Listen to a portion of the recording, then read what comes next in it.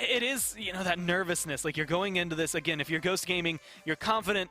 But there's always, I think, especially when you're at the top, that itch in the back of your head. You've got that first seed curse that's coming through. If you're Ghost Gaming, yes, you've been rebranded, but that rival curse kind of sitting heavy on their minds. Like, so much that could be going against them. For some of these guys, they haven't been able to either lift a trophy, or maybe it's been a while since they've gotten to lift that trophy. I mean, how do you come into this mentally prepared? What are you even looking at against Renegades? Like, are you trying to ban against what they've played against you in the past? Are you looking at this Apollo, this Ratatoskr? What do you start with? I mean, you nailed them both, Gore. You didn't even have to ask me. The Apollo, the Ratatoskr, exactly what you want to get rid of if you're worried about what Renegade is going to bring into this set, because that's exactly what they've been doing all week up until this point. You already highlighted it.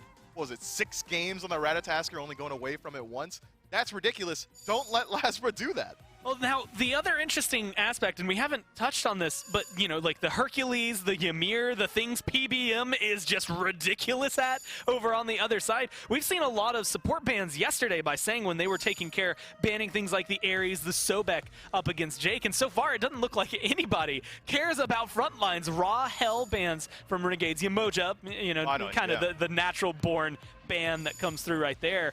But alongside the other side, Morrigan, Apollo, this Aphrodite, it leaves things open like this Persephone. This is a big question mark, but Ymir goes first. Mifflin, what world do we live in? Look, the 408 has proven to me that Ymir is top pick potential, right? The ability to control the map, the aggression in the early game. I love it all. But right here, Ghost has been doing their homework for the Ratatoskr immediately stripped away from Lasbra, match it up with a Cupid as well. That's a ton of aggression and map presence from the first 2 picks. Look, all I have to say is if Kelly Link is watching anywhere right now, at least for this one, you got to be flipping out. If you're watching Ymir first pick on the world stage, that doesn't happen often. You got to get excited for it when it comes through. Ratatoskr, Cupid, like you had said, highlighted in there. And Cupid was a big pick for Ghost Gaming even before we really got to see him rise up. I mean, this has been something they go to often, they win with often, but this Ymir and this Scylla have treated Renegades so well.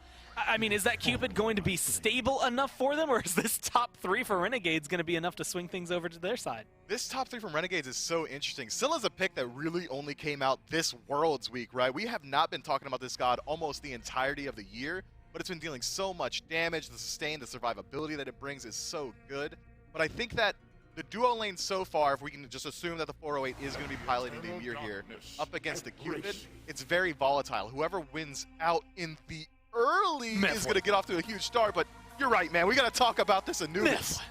I mean, Twig, okay, so let's roll it back. For those of you who don't know, Twig pulled this out in the regular season, and it wasn't a meme. We saw it banned once, I think, by Sanguine. We were like, what are they doing? What are you doing here, Sanguine? And then 2 days later, Twig absolutely decimated people with it. I mean, Anubis v Scylla, how does that matchup go? It shouldn't really be too much sparks flying in the early, but Anubis has a cheeky little matchup in Scylla in that when she goes into the I'm a monster, it's a self-root, and you're going to get that Death Gaze ultimate from Anubis just channeled in constantly. Being able to burst through Anubis is the one way to deal with that lifesteal. Scylla certainly has that burst potential, but I've already got chills, man. Ghost said they're going to be running it down from minute 0 until the game's over. Anubis is one way to do it. I mean, you can 100% bet that this has blink on it when it leaves base. Like, he's not leaving with that beads. He doesn't care about the Ymir, the Guan Yu, or the root from the Scylla. He's going to look for that blink. That's the way Twig likes to play. He is jungler part 2, mid laner is a side job for him as they come through. But there we go.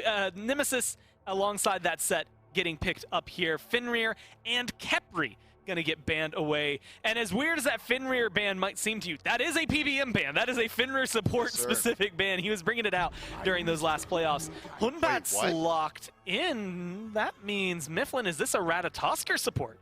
I think it might be Ratatoskr solo, more than likely. That's where we usually see that god flexed into, but you're right that he does have the potential to go into that support role. Ghost, man, we haven't seen him all week, and it seems like they've been stocking up some secret strategies here. That's such an interesting draft. I think it brings a lot of pressure into the team fight. What if the lowdown is that this is actually an Anubis going over to the support role? What if that happened? Would that be dirty? Is that too dirty? I don't know if that's dirty enough with the way they want to run this one down.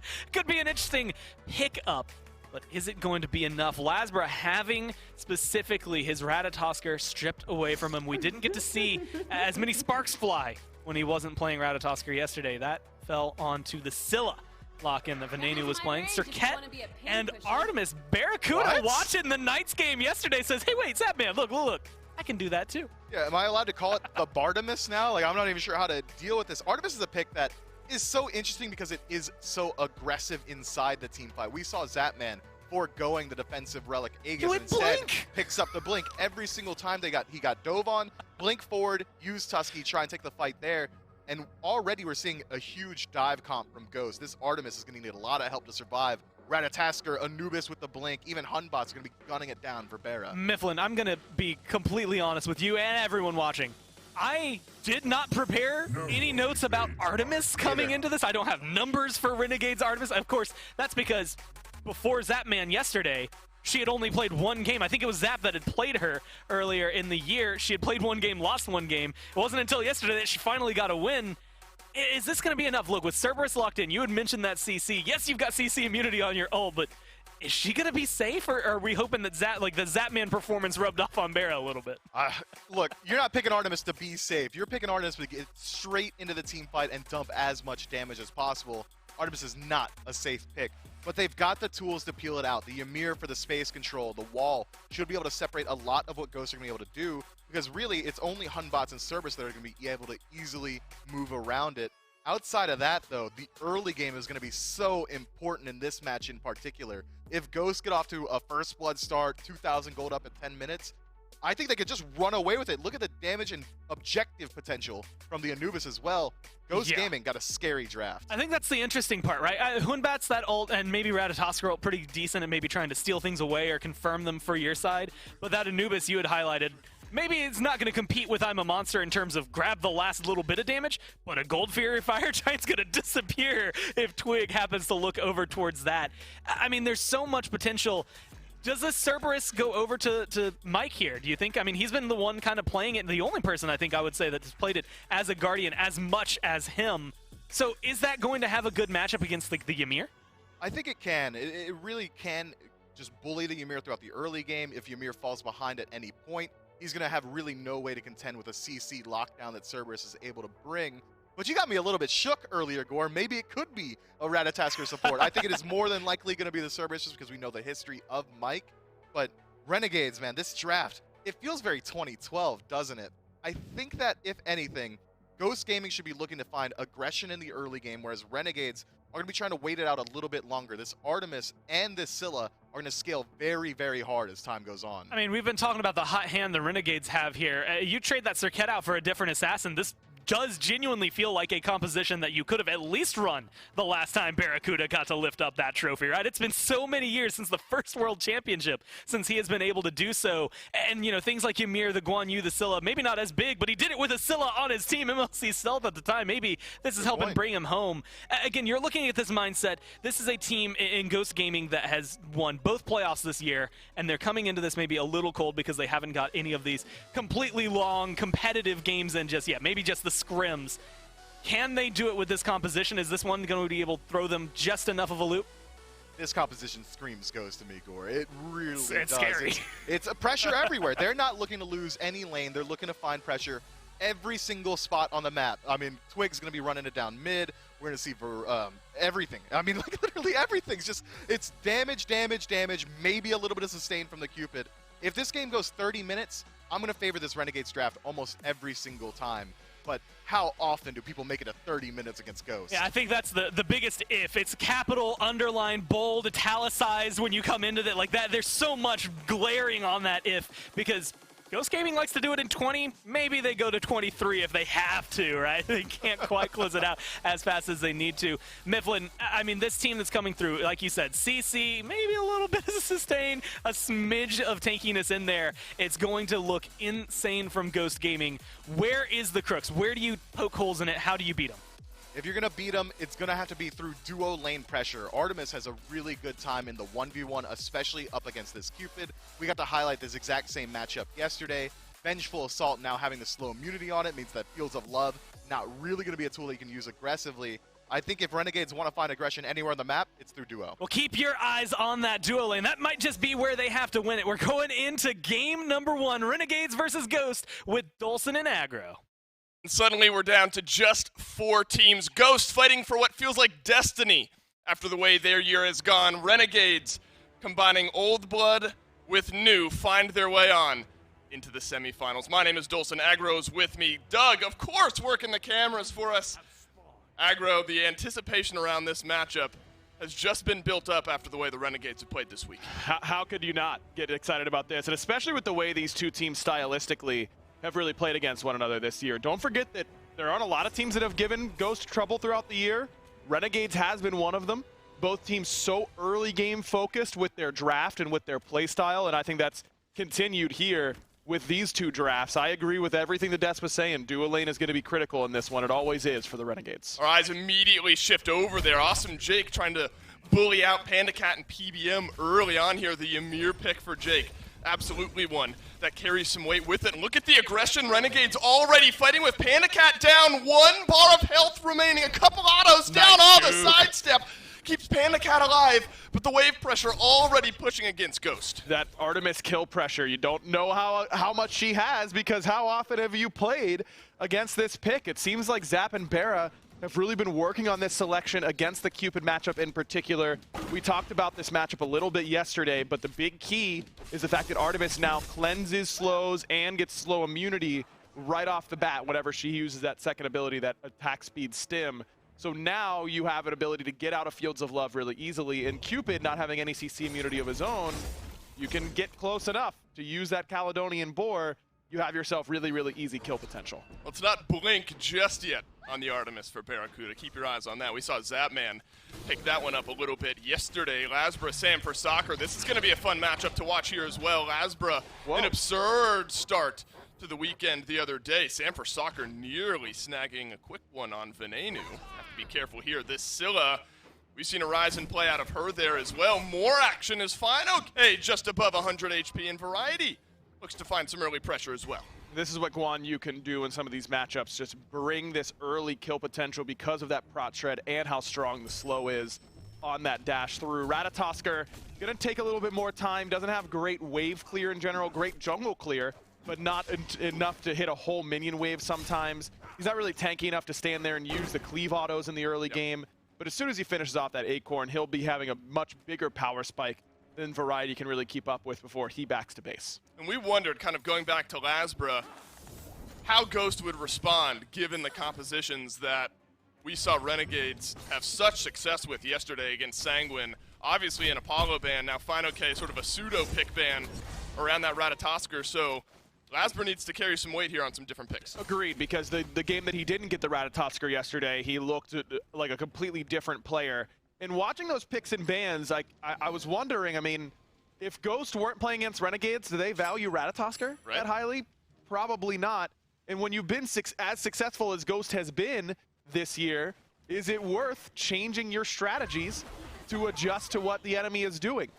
Part of the reason why they've been successful this year is because they have given respect to those opponents and have adjusted their game plans, but at the same time, I would be a little bit worried about overcorrecting for what the enemy team is doing, because Ghost has proven that if everyone plays at a 10, if everyone plays their absolute best on a given day, Ghost should win the vast majority of the time because of the quality of their players and how good their teamwork has been throughout the year. I think that that's going to be the razor's edge you have to walk. How much are we adjusting? How much are we sticking to our own stuff? Well, you tweeted it out this morning. I agree with you.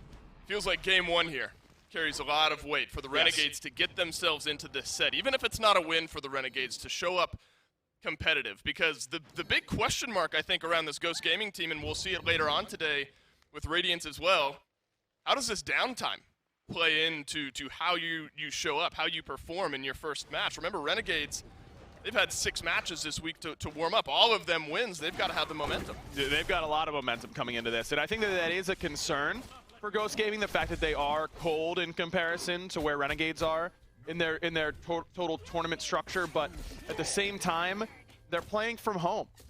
They're on their same setups. I think it would be a bigger deal if they were on stage in a foreign setup. You know, you don't know exactly what the audio is like. You don't know exactly how you're going to feel in the chair after a couple hours.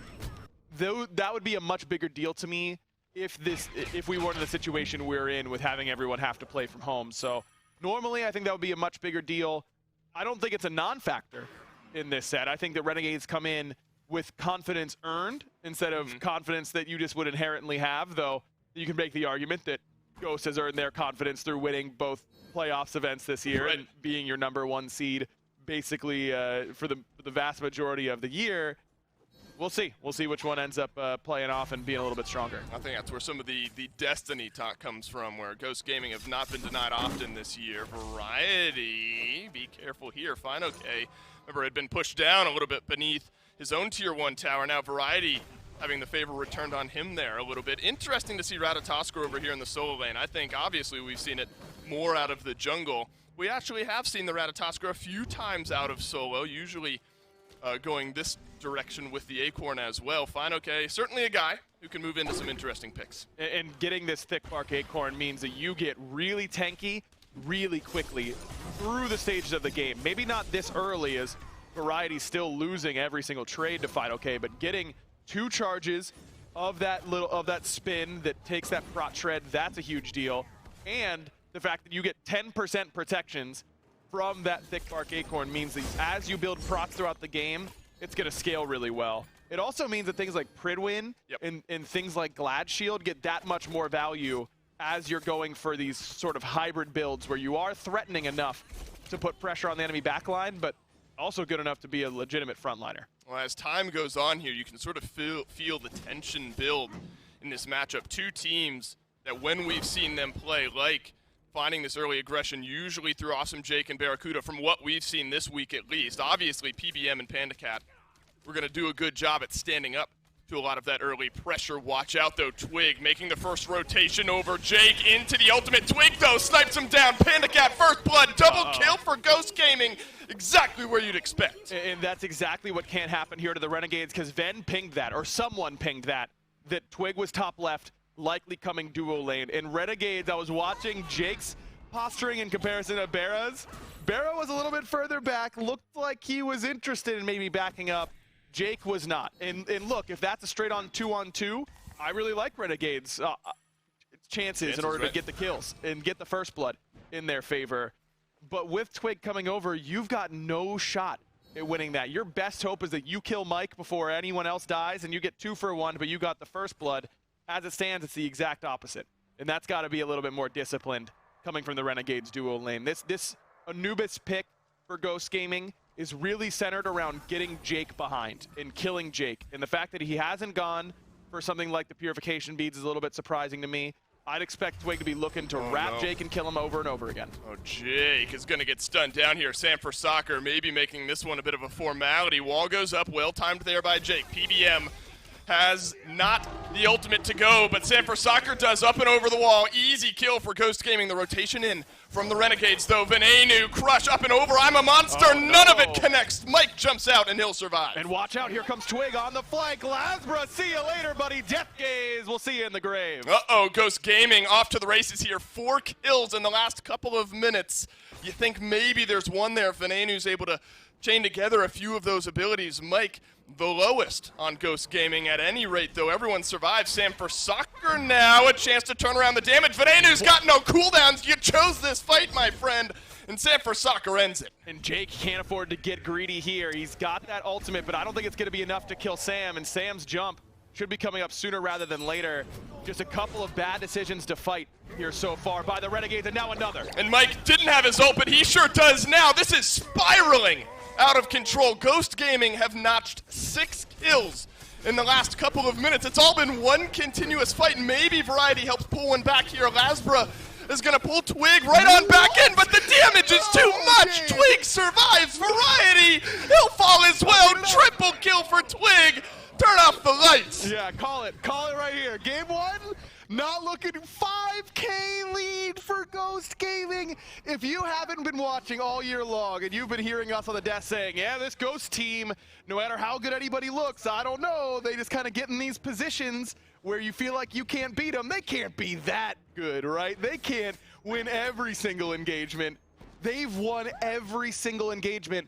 And look, Renegades have made a lot of mistakes already in 9 minutes, and to me it looks like they're letting the moment get on top of them a little bit. This is the biggest game a lot of these guys' career. It was the same yesterday, and they were able to perform in that situation, so they deserve credit, and it's not like they're going to be toast all set long, but Variety not holding his stun until Twig's beads run out. That extra lifesteal that he got from that moment made a big difference. Ven deciding to take a fight up against Sam in the jungle, and then Jake following up on that fight for no reason. The missed abilities so far. I mean, it has not been a great start for the Renegades. And as you said that I said, this game one I think is critical for the Renegades. I think you have to get the ball rolling early on because you can't let a team like Ghost start to feel it. You have to try and make them second guess their prep. Oh man, well, we just fought for the last 4 or 5 minutes. We're gonna keep doing that, it seems. Captain Twig rampaging 10 minutes into the game, 5:02 on the Anubis. It's funny, right before all that action started, I was thinking that the left side of the map seems like a no-fly zone for the Renegades. PandaCat was off to a 2-0 start. Aggro, at this point, I don't think anywhere on the map is a fly zone. It isn't. This composition is the kill Ymir composition. It's just if you get hit by any of our CCs, you're dead, and you have to respect that a little bit more. I mean, you know that Renegades is going to top pick the Ymir because they kind of have to, because Mike has made it look nearly unbeatable for Ghost Gaming. So Ghosts get 2 really good response picks that also kill Ymir really well, and Ratatosker and Cupid. And then they lock in the Anubis that kills Ymir really, really well. And that's been a strat. I don't think Jake got the beads. It didn't respect it as much as he needed to. I love this. This is a good heat check for the Renegades. Can you kill one Fine-OK with 4 of you? The answer is no. Through the Cosmos. Maybe a little bit of a cheat code there for Fine-OK, but seems like the buses are starting to get warmed up. The band is starting to pack up some of their instruments here in game one. There's always a chance for a comeback, but at this point, with Ghost Gaming and the way we know that they play consistently, it's going to be a massive turnaround, potentially a throw around one of these big objectives. Yes. For that to happen. It's going to have to be an early FG or something of the like, but I don't even know, Aggro, if at this point, this discrepancy in the gold, we've gone from 5K up to like 8 over the last couple of minutes. I don't know if you can contest. This is one of the biggest leads I've ever seen in any SPL game. I don't think I've ever seen an Happy to be here with you. Yeah, happy to do it with you, Dave.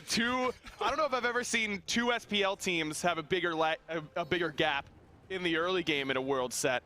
And from this point, this is 99% for Ghost. I mean, don't mistake it. Now, not for the whole set. I'm talking game one. But Ghost this game is theirs.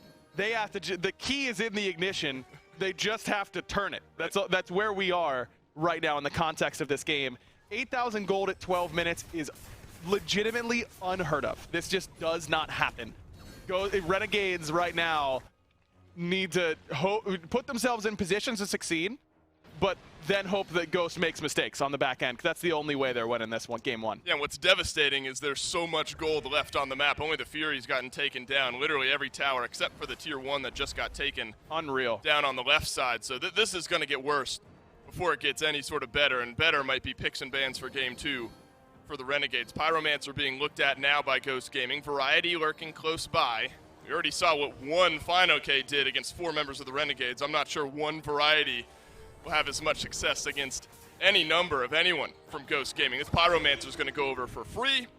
Renegades, rightfully so, continue to play a little nervous. I'm to the point where I wonder what the fastest 10K lead we've seen between 2 SPL teams has ever been. Theorycraft for a little bit, right? We got, I wonder if that's a Zayden stat that can be pulled up in the database, because this is unreal. And this is the worst case scenario, I think, for the Renegades. Not only was I saying that game one super important for them to gain momentum and make Ghost lose momentum, because we've seen this team lose momentum before and lose confidence, and all of a sudden they look very, very mortal. But it's also just because they're really punishing Jake more than anybody else, and Jake is a guy who Barris talked about a lot, is really wanting to get that ball rolling for him, let him gain that confidence. To have a game like this when you had your god top picked, how is this going to affect your picks and bans going forward? Are you now moving away from the Ymir entirely? Right. Because that's not the right thing to do either. You just have to come in with a better understanding of what Ghost Gaming's composition is designed to do and play around that better. Yeah, I'm nervous now. I mean, if there's anything to not hang your hat on, I suppose it's that Fine-OK also has a 2-level lead on this Ratatosker. He'll be able to rotate freely through a lot of these fights. That's exactly what Renegade had done over to Sanguine. The double rotation, so quick and easy. Now Fine-OK has the ability to do so. Barracuda relegated to farming beneath his tier 2 tower. Over on the left-hand side of the map, through the Cosmos is going to get used here. Lasbra rotating over towards Solo, but 4 people couldn't get it done. No chance to do, but Renegades are going to bring 4. Again, look at the collapse over here to the right-hand side of the map. Everyone for Fine-OK, your forfeiting your tier 2 tower over in solo. You better get this kill on Defino. Everyone chasing him down. Lasbro with the ultimate back in. I'm a monster. Throw the house at him. Renegades on the board. Got to do it at some point. And look, that's the right play from the Renegades, is to give up your tier 2 and left. You couldn't have defended it either way.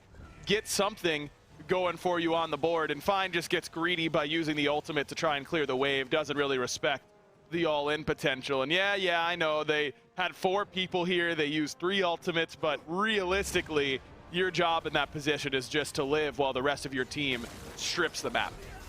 The rest of the map is going to start to go towards Ghost Gaming as the push continues. Good news is Venenu is able to stay alive. Look at this though, Variety getting aggressive, but Twig roots himself down, guns Variety back to the graveyard. Ghost Gaming have their 10th in 15 minutes. Jake is going to fall victim to Twig as well. The 6-0-3 Anubis.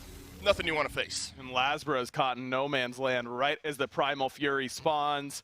Ghost Gaming going to waltz on over here. There's going to be no contest coming from the Renegades, and for good reason. Look at the level lead in the jungle. 5 levels for Sam for Soccer, playing the signature Hunbats. And the idea of the Anubis, I think, makes so much sense, not only as that Ymir killer, as we were talking about earlier, but also against Guan, where if you're in a mobile mage, you feel like you can't do anything against Guan because he just is CC immune for so long, has mobility during it, and just out-trades you. Well, what if he just didn't out-trade me? What if I just stood still, agreed that we would hit each other as much as we wanted, and I just healed while that was happening? I think the Anubis pick against the Guan Yu makes a ton of sense to me. It looks a lot easier and better whenever you're really far ahead. At some point, you would think that Venenu might be able to step up, use an I'm a Monster. That's going to change your math a little bit on how much damage you're healing versus taking, but still, I like the idea. It's Ymir being half-healthed by a couple rotations there from Sam for Soccer, and Jake will not be allowed to participate. 0-5, tough game for the rookie here for the Renegades to start off the semifinal set. Variety is close by here. It's going to take a miracle to get Renegades back into this game. A steal might be that, but PBM will usher Variety away. Ghost Gaming locked down the Fire Giant, and this is when the real pushing can begin. I'm a little surprised if Variety doesn't take the 1% chance and go for the steal. That's all they've got. Ghost Gaming misplays. It would require Ghost Gaming to misplay numerous times in order to lose that Fire Giant, but are you winning if you just let him continue to take? Probably not. Probably not. Well, definitely not. Definitely not. is that chance right here? You're doing the math on what chances give you the most opportunities to win, and that might have been one of them. I don't know. Yeah, 1v1ing fine, okay. I don't think one here. Venenu could help turn things around though, but Sam for Soccer is going to make that difficult. I'm a Monster not through in time, and one more over to Ghost Gaming. And actually, Final K is going to use it to re-engage. Renegades sort of collapsing in to try to help one another, but instead all 3 go down. Just trying to split the map, it's just not going to work. Variety actually has Panda dead, doesn't use the Aegis, and Mike was on a different page. Now Mike comes in to clean it up, but certainly not the ideal situation to have your Hunter lose their Fire Giant. Yeah, absolutely not. It will be a tier 2 tower over on the right-hand side anyway. Tier 2 tower in mid. Also under a little bit of pressure here, Twig and Final K should make quick work of this one. Only Awesome Jake is the one on the map, so all things considered, absolutely. Silver lining is that Panda Cat goes down, but Ghost Gaming not slowed down at all. Yeah, don't scratch your eyes there. That's 22,000 experience, nearly 18,000 gold is the differential here. That'll tick over 18,000 once this Pyromancer goes down. We are officially 18.5 minutes into the game. How does this base defense start to look to you, aggro 18,000 gold down? It exists. It's there, right? Undoubtedly, there is a base defense. There. Yeah, they will be loaded in the game and standing there watching as Ghost takes what they please. I mean, Ymir, good on base defense because you have a wall. You've got Scylla who can help you as well with pretty decent wave clear and good poke potential, and that's about it. And that is the highlight of the game here for the Renegades. Seriously, look, if you're going to get back into this game, it's moments like that, I suppose, but you need about 13 more of those moments over the next few minutes, and the Renegades have a tough hill to climb in that regard. And this is kind of an interesting meta conversation in that. I remember we were pre-gaming the game, we were talking pre-game before Renegades and Sanguine. I wish we were pre-gaming, right, before Renegades and Sanguine faced off. And I was wondering how Sanguine would play into some of the Renegades' interesting picks. Easy to forget, Ghost Gaming have the propensity to throw some interesting stuff out there as well. They do. They aren't predictable at all, and it's one of the reasons why they're very, very hard to play against, is because everyone thinks of them as the early game team, which is their greatest strength, but they've also beaten teams like Radiance in 55-minute long games. They're capable of beating you in any different way, also with a bunch of different picks at the same time. You can see the difficulty Renegades are facing here. I'm a monster, not enough to delete the backline. Jake, though, he's found some damage. Panda Cat with one. Jake, though, adds one here for the Renegades. Ghost Gaming, the health bars are low. Lasbra is as well. Final K still under the Phoenix. The Phoenix lives. Barracuda does as well. Sam will chase down Lasbra here. The up-down won't get the jungler done just yet. The 6th level differential is going to be enough to send Sam back to his team. Yeah, Sam's like, all right, I guess I'm full HP in level 20, and my time is better served out. Oh, no, Sam's going for this kill, man. He wants it desperately. I don't think he's going to get it up against a Circuit, so going to have to let it go eventually. But left side Phoenix being the only one to go down is a step in the right direction for Ghost Gaming.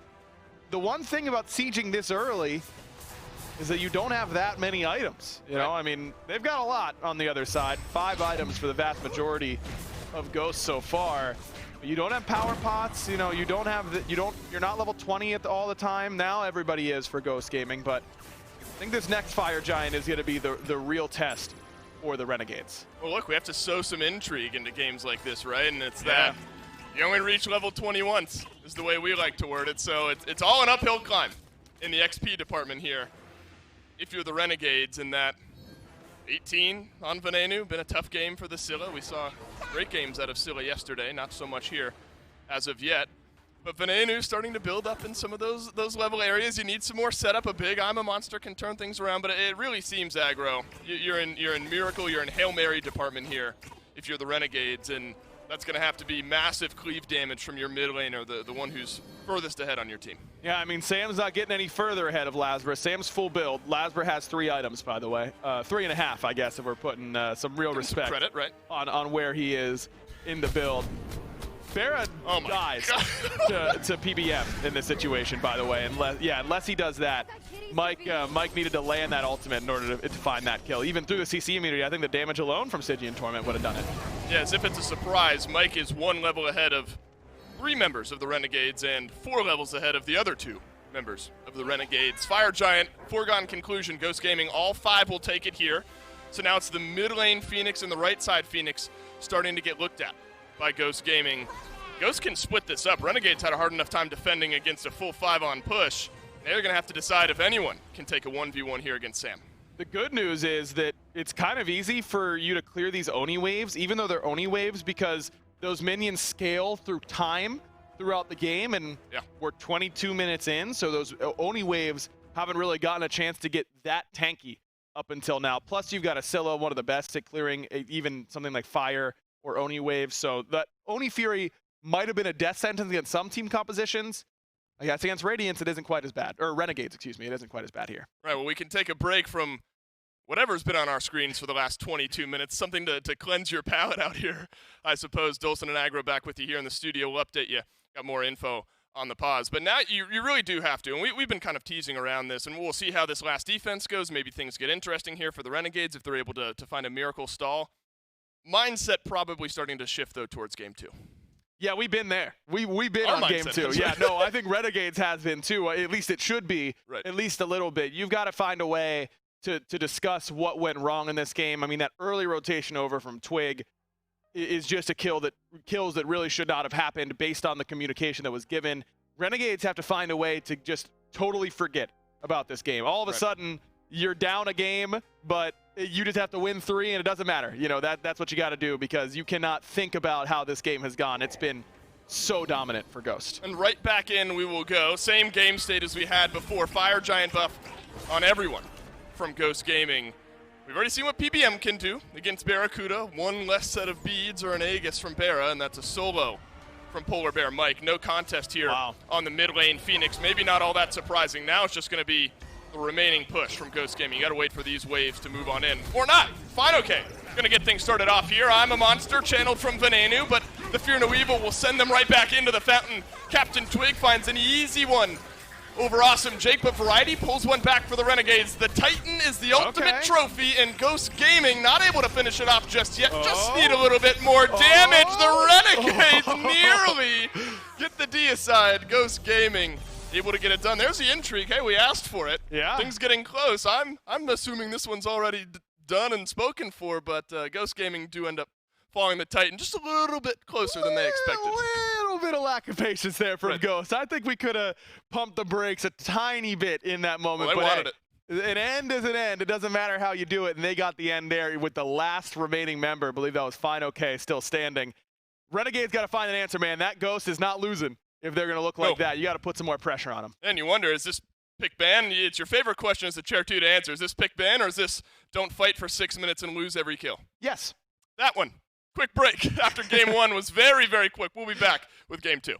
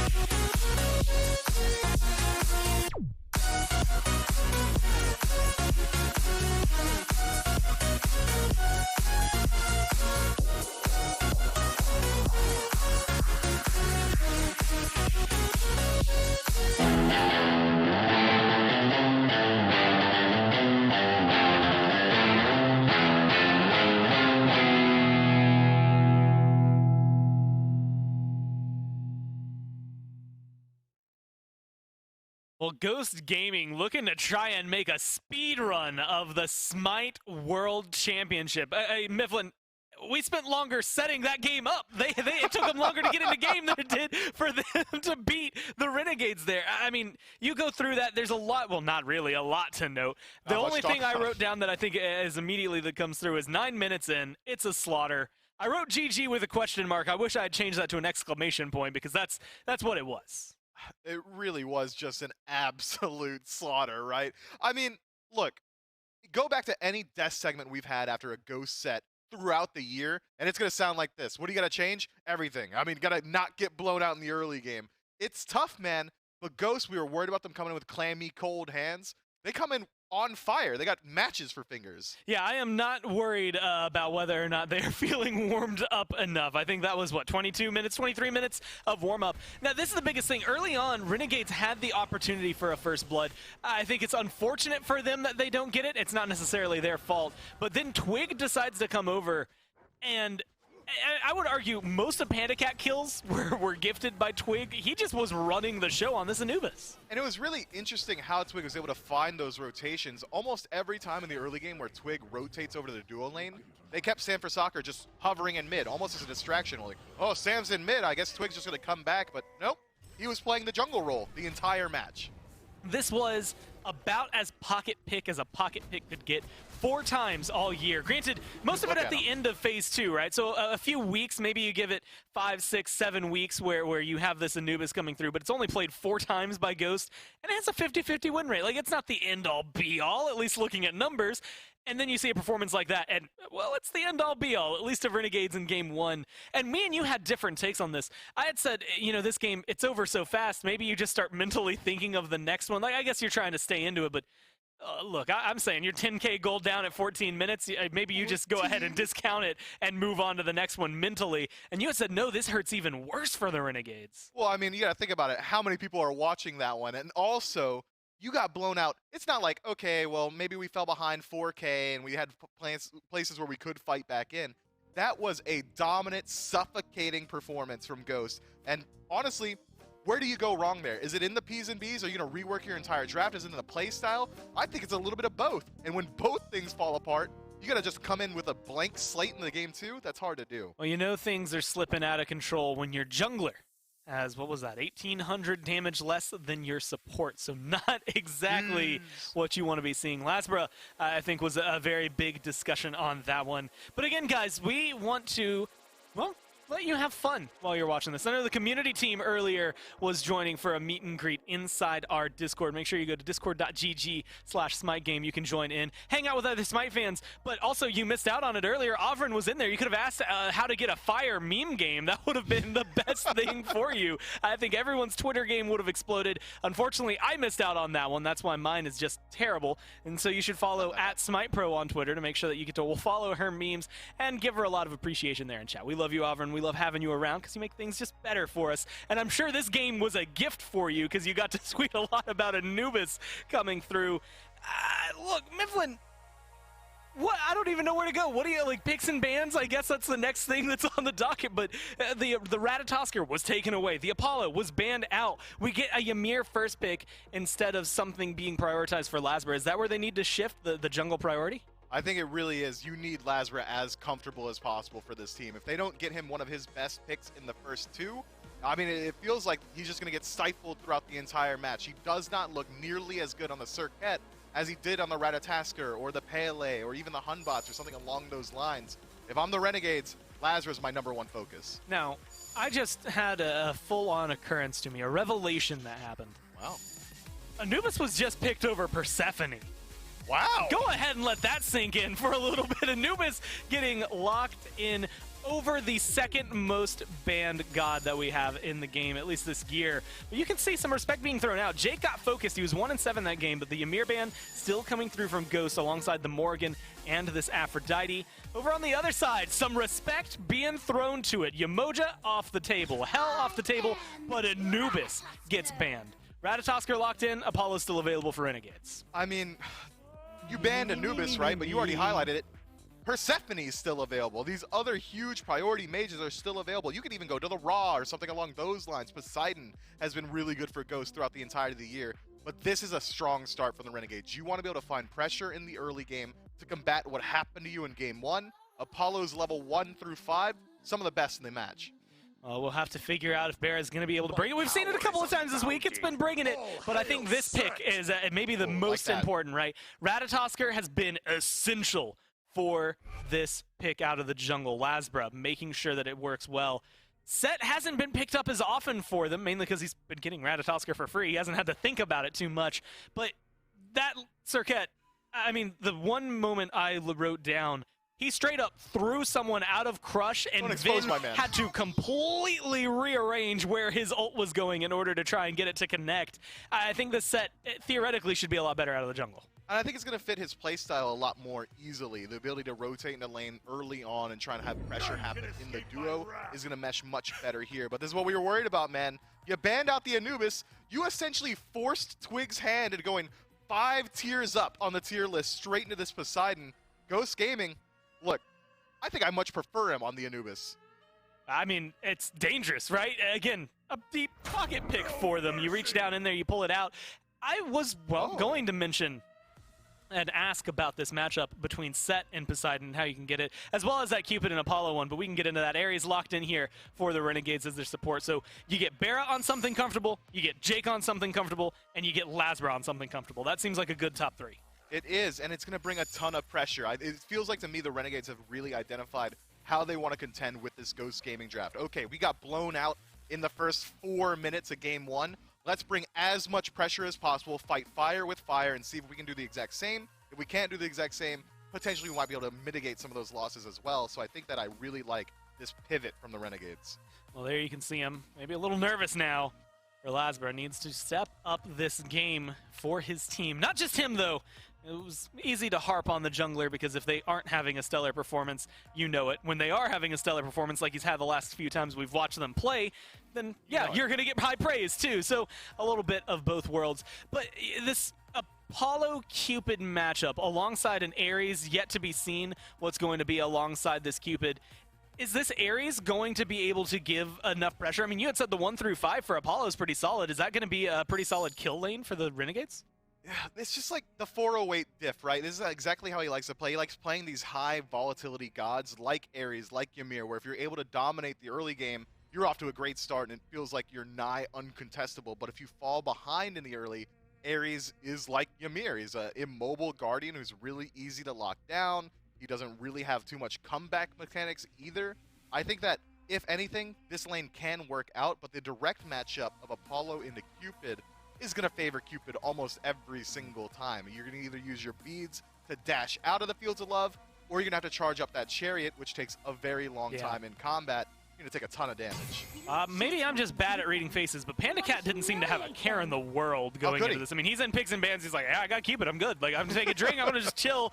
You guys figure it out from here. You can see Mike helping dictate what's going forward. And there is the Anubis man himself, Twig, on screen, and how he's going to have to match up. This Poseidon now going up against a Discordia in the mid lane. And for all intents and purposes, we've seen this Discordia more often. I think she has, the quote-unquote higher burst outside of Kraken. You have to give that over to Poseidon. But is she going to be a difference maker here for Venena? I think it's going to be really helpful into this draft until Robin just got locked in. Oh, no. The Strife does nothing up against the overhead kick. He's going to be sticking to this guy like white on rice, man. This is absolutely ridiculous.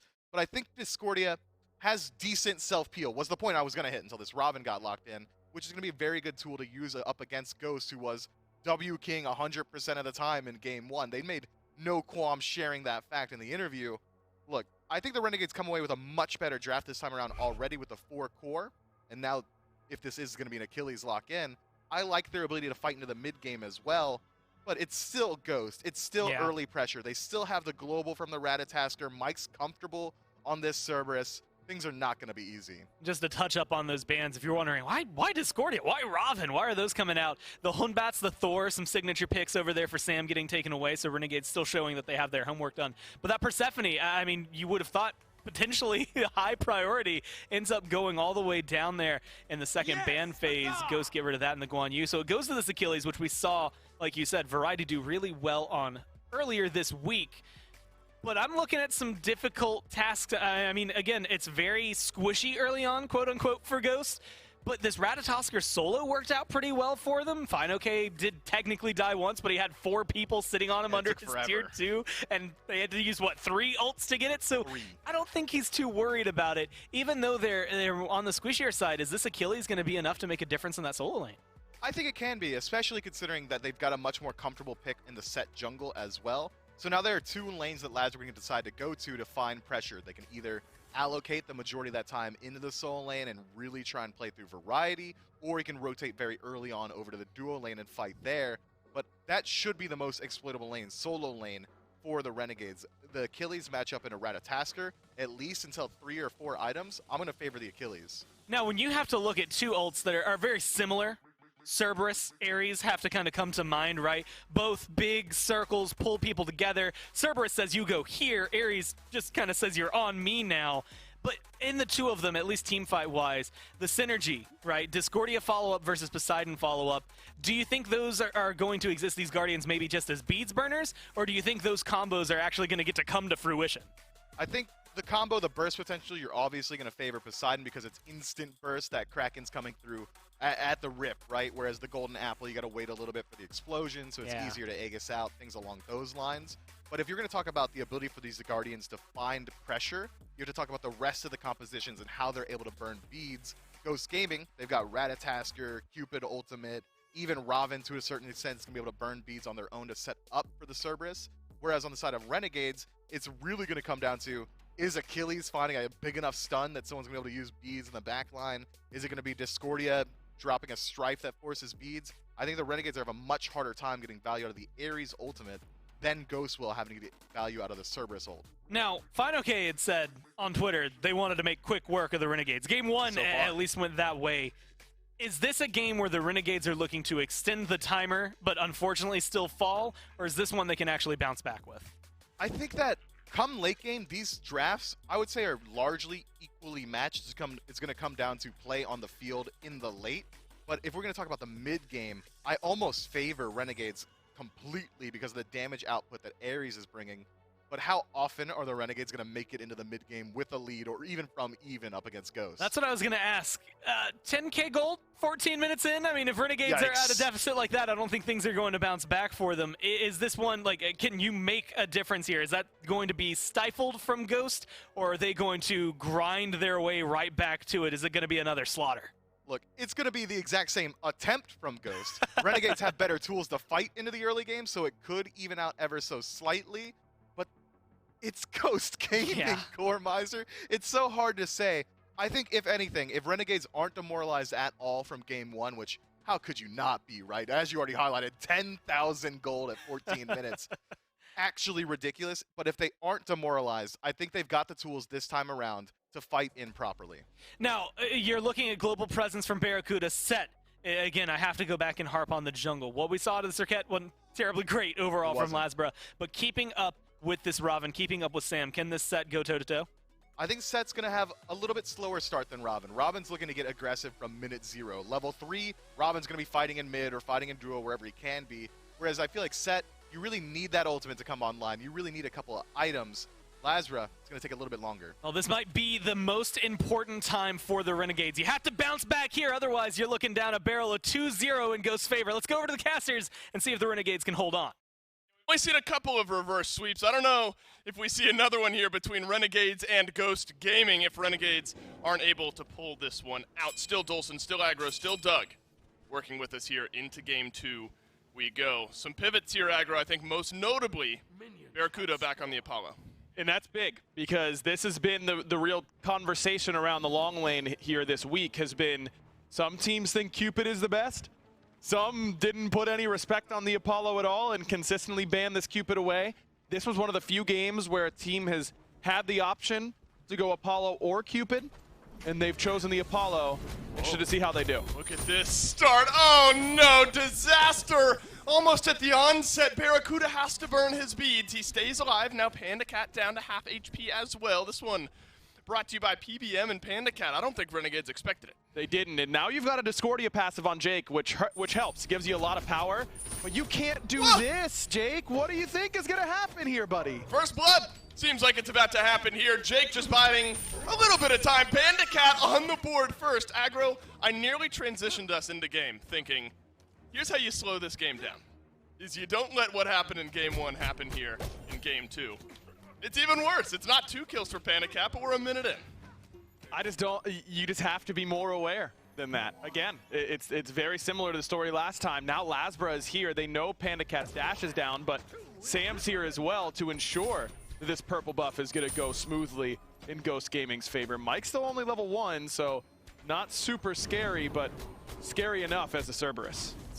Spending a lot of time from both junglers. Awesome Jake also level 1 now. Both the Hunters starting to duel it out. Barracuda stunned in by Panda Cat. He doesn't have his beads anymore. Remember, look at the damage onto Semifinals. Veneno has made his way over from the mid lane. Suddenly Renegades collapse in, and they've got 2 kills on the board. And that's what you have to do to Ghost. You have to punish them for their overextensions and for their overstays. And that was an overstay from Ghost Gaming. I mean, Twig has got to be able to communicate that is going to be a rotation coming from Veneno. I'm assuming that he did, and that Ghost just thought that, we'll kill him before he gets here. It won't be a big deal.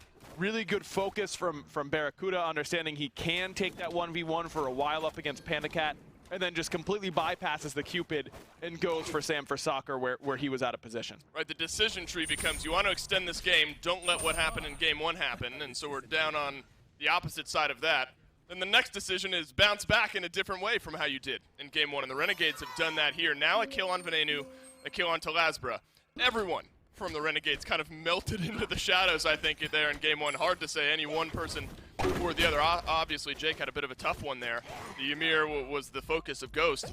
Lasbra, though, now with not necessarily a level lead, but 1 kill, 1 assist over Sam for Soccer. The set now can make some waves. It has to. I mean, that level disparity that he was down in game 1, you will win 0 games where you fall that far behind. You have to be able to make a better impact on the map, and I think that Lasbra should be able to do that in mid and in this dual lane. It's going to be pretty hard for him to gank on the solo side up against a Ratatosker, just because getting up into the sky, really good way to get away from something like a set gank, which is usually a little bit more prolonged. But this is exactly what Renegade should be doing. Freeze the wave on your side of the map, force Panda Cat and PBM to walk up, and then call Lasbra over, let him chase them down the length of the lane. Well, Veneno was able to rotate over, killing an assist for him as well, but that left Captain Twig kind of stuck halfway in between a rotation. So Twig now has this 1 level lead over Veneno, about a half level as you see Ven take over to 5. And Twig just kind of waltzed into that red buff just now and took it away. And that's because he had that level 5 pressure, the threat of the Kraken enough to make Veneno give it up. And getting a solo invade like that is really, really valuable, because normally when you see someone get invaded, it's a 2, 3, 4-man split sometimes, and with enemy buffs being worth reduced golden experience in comparison to your own buffs, it means that you're not going to get that much of an experience lead for yourself. It's more about denying that potential experience to the enemy laner. When you get it by yourself, it feels like an actual camp. It's not just something that you're there just to deny. It feels like a much bigger swing in moments like that. And how important are these next few moments? Not even so much for Twig and Ven out of the mid lane, but it's that level 5 mark where we saw Barracuda. It's not as massive of a lead as we saw him have a couple of times over Sanguine. But myself and Mifflin got into a little bit of talking about how this Apollo can sometimes feel like one of the easiest to start to snowball a bit of that lead. Fine, okay. Has to use his ultimate here. Variety won't be able to chase this one down. The next few minutes are going to be very important for Barracuda, utilizing that ultimate, finding an impact, and snowballing his lead a little bit further. And one way you can do that is by taking fights over here on the right side of the map where Barracuda can join, but Panda Cat can't. Right. Renegade did this really, really well up against Sanguine in their set. We'll see if they can do it here, but now's not the best time because Barra hasn't backed yet. He doesn't have anything to really give you since the very beginning of the game. I think that he's going to have to start stacking those Devo Govs, and then you can start to ask him to rotate. Ask him to rotate at this point. He wouldn't be able to do a whole lot. Yeah, not yet. He'll go back, finish off the Devourer's Gauntlet, make his way back to lane. And Barracuda, not one who shied away from some 1v1 chances against Netrioid yesterday either, so that's something to be mindful of as well. If he smells a little blood in the water, he'll absolutely take that, I suppose, as a Barracuda would. Final K versus Variety. We've seen small poking and prodding back and forth, nobody capitalizing to the tune of a solo kill here just yet, but both have kind of set up for some pressure from the rest of the team. Haven't seen these big sweeping blue buff invades, except a little bit of a dance there in game number 1. The solo lane going to be impactful here as long as Fine OK doesn't get off to the same start. I mean, Fine really was able to make an impact by rotating. Right. So one way you can stuff that from happening is by bringing the fight to the global ultimate. It's a great way to deal with Apollo. It's a great way to deal with something like Athena in the solo lane, which we've seen in Smite's past. Bringing the fight to them makes their ultimate far less impactful, because now you have even numbers and you've got all the information. You don't have to worry about all of a sudden this solo laner providing an extra body that you weren't ready for. That being said, Ratatoskr is a little bit different in that he's also very hard to gank because of that mobility being so strong, and because he can do a lot of damage at the same time in comparison to something like an Athena that we've seen over there in the past. I don't think that it's really worth the Renegade's time in order to gank the Rat. Right. In order to kill Ratatoskr, you need burst damage before he can get off the ground. Set doesn't really do that. He really whittles you down with his movement speed. That's the problem, is that I think that Fine gets a pretty free lane over here as long as he doesn't make a mistake up against Variety, because Achilles is one that has some good solo kill potential once he's hit the point where he's clearing the wave well enough, and we're there at this point at level 8. That's the Iron Man kind of Thanos plan, right? Take the fight to him, fight him on his own planet, so you can't bring it to us, I suppose. How did that work out, though? Well, all right, we're going to get down a trend here, and this is dangerous water 7 minutes into a very important semifinal game, too, by the way. But Star-Lord ruins the whole thing, rips off the... All right. We're going to get down a track here. Sam4Soccer, look towards the blue buff invade. Variety, I think, an important conversation to continue to have around this solo lane. Got some credit for the success over Sanguine for good reason. Nice double pull in from Awesome Jake. Fields of Love put down by PandaCat to slow down the aggression, but now PBM wants to be the one to turn this around. Heart Bomb is on Awesome Jake. Barracuda doing his best to dispel the aggression, but Twig is going to rotate on in. Jake caught in alone. Ghost Gaming have their second. Such a smart Fields of Love by PandaCat. Doesn't use his beads right away, which maybe he should have, but by not, he really baits Jake into taking way more damage than he can afford to take. Has to respect that Stygian Torment a little bit more. As they said on the desk for game 1, Mike's really the only guy who's still playing Cerberus in support. This has really become a solo laner more than anything else, and has been for a while now. But Mike still really, really likes this pick in support, and for good reason. It has good setup, it has good peel. You just have to be accurate with those paralyzing spits, and even without it, Mike's going to do the damage. Fine OK is bringing the fight to his own lane. Variety has been left alone here, has Blink, but won't get the chance to use it. PBM fights on one side of the map, rotates all the way over to solo, and now we'll get to spend some of that gold. In 1-1 and 2 for this Cerberus, you talk about Ares as the premier damage guardian a lot of the times, but Cerberus really fills that role in a very different way, a little bit more CC oriented, but a little bit less damage overall. Kind of lower risk, lower reward is what I would say, while still being a high risk, high reward character in his own right. Getting him off to a lead, especially a guy like Mike, who is so often the progenitor of all of Ghost Gaming's aggression, really the guy that you're going to see be the leader for this team. Nightmare scenario for the Renegades, exactly where you don't want these leads to go. That is absolutely clinical. I mean, from an outside perspective, you're thinking, all right, he just shifted from one side of the map to the other, but the wherewithal then, Fine OK using the ultimate, everyone that was over there at the same time to perfectly collapse on Variety, who just hadn't left yet. So that's now a lead that's starting to build up on, to your point there, Aggro, some pain points here for the Renegades. Absolutely not out of control in the same way that game 1 was 8 minutes in. We're looking, what, 5, 6, 7? Game was over. Yeah, it was over at this point there in game 1. Renegades still just behind, about 1,000 gold to Ghost Gaming. It's slowing down some of those invades, some of those individual kills. That's where Ghost Gaming makes you pay. And Renegades look much more calm, don't they? They look a little bit less frazzled. They're taking better fights overall. Jake is the one that really hasn't quite yet, though. I mean, the first blood was a big positional mistake that really should have been avoided. There, I don't know that he can afford to get out, but if that's Jake's fight call, that's really not a great fight call against a lane that's just better at fighting than you are once you hit level 5. I think as long as Jake can slow the game down for himself a little bit, play a little bit more patiently, Renegades are going to be just fine. Sam4Soccer takes a bite out of that apple. Captain Twig nearly on the Kraken, but Venenu will stay alive. Lasbra, he's rotated to mid in a perfect setup, bait and switch from the Renegades, and now Lasbra's on the board. Bad beads from Twig, too. I mean, you're never getting away from that Kingslayer ultimate, even with the Poseidon movement speed. And now Mike has been caught on the rotation. Execute's going to land for Variety, and signs of life from the Renegades. And they're starting to pull this lead right back into their favor. Might get there with this tier 1 tower over in mid. That is what this Achilles brings from Variety. We've seen this wave pressure. He's ahead in damage by about 2,000 over Fino K. How many defensive ultimates have we seen Fino have to take throughout this lane? Fino needed assist from a couple of the other members of Ghost Gaming. Variety starting to heat up on this pick. And that's exactly what you want to do. Force out that ultimate, and then you free yourself up for a rotation. And Fine does the right thing, stays and gets the tower, a little bit of gold back for Ghost Gaming, but still a great rotation from Variety. Good aggressiveness from Jake, and a perfect collapse coming from the Renegades. This is the pace they want to be hitting. This is exactly how they like to play their games, using Jake and using Variety, these side laners, to collapse in on the mid lane and create numbers advantages. They've done it well here in game number 2, and Ghost have to be a little bit more ready for it because now Twig doesn't have beads. Jake still has that ultimate. He's in trouble for the next 80 seconds. I think as well, mentally as well as physically in game, the start that Lasbra needed here. He's affected 100% of the kills that the Renegades have here, 2-0-2. He's in a position, as he was at the beginning of the game, now even more so, to start to snowball this for the Renegades. Gold Fury started up, nearly finished by Ghost Gaming. The Kraken, never really much contest there by the Renegades. That's a quick one. Ghost Gaming will make you pay if you give them some space. And that's exactly the type of mentality that the best teams in the world have. That, hey, oh, that was pretty good by them. Okay, let's go do gold. Right. You know, just shake it off. Don't let it get in your head. Don't let it take away from your aggressiveness. It's taking these things in stride and still being able to be proactive on the map. Exactly the play that Ghost Gaming needed. Keeps the momentum back in their favor. Don't let Renegades start to feel like they're in control of this game. Make them respect what you're going to do on the map.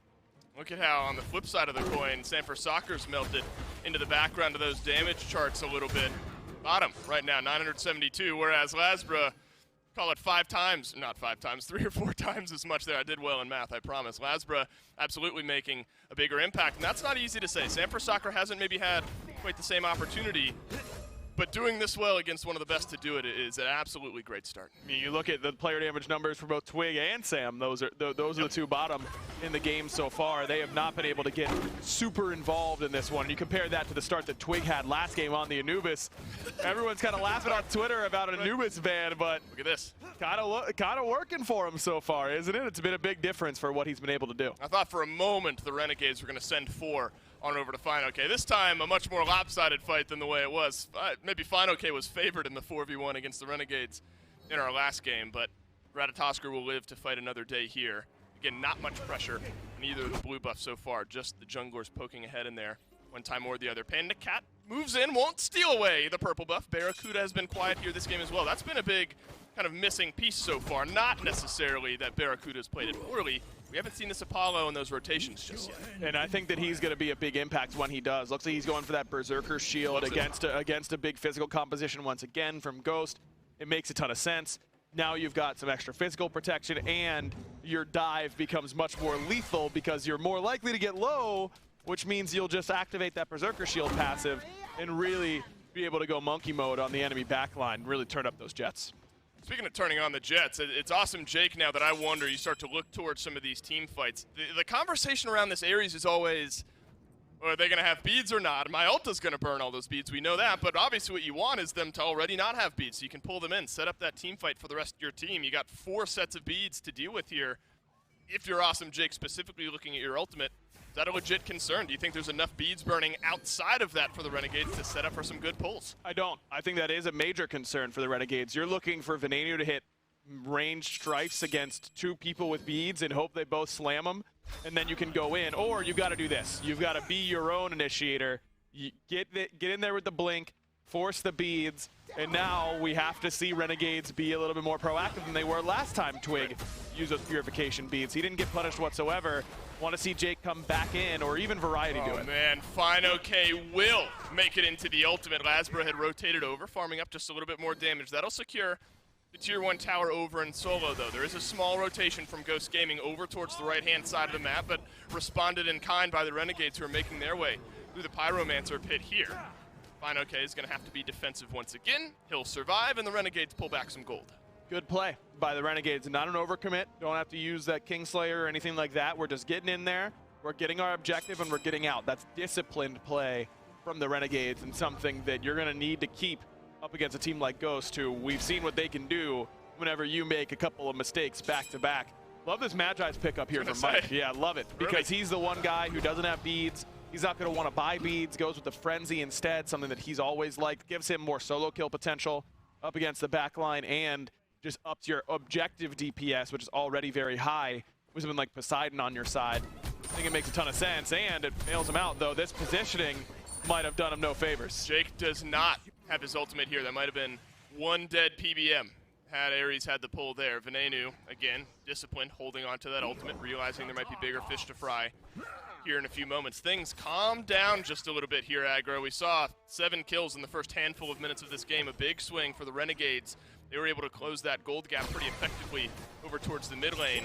And this is where teams have a hard time beating Ghost Gaming, is pulling away these objectives. I spoke too soon. Sanford Soccer does not steal it away, but he does get a kill. This one not for free over to the Renegades, and now FineOK looking for an engage. Venenu a little bit too slick. Panicat in a 2v1 up against Bera alongside his longtime dual lane partner. There's no relic left for Bera. I don't know if he can survive that heart bomb. Oh, he won't. Panicat will get the kill, but Jake is here to play as well. Look at the mini-map. Rotation from Ghost Gaming coming on in. Oh, but Jake on the ultimate saves his life for a moment. Panicat benefits to the tune of a double. And FineOK now in a 1v1 up against Venenu. Has the Thorns where you go, and Ven has to Aegis his own ultimate. FineOK, though, within execute threshold, so luckily for the Renegades, they get 1. But it's a 1 for 4.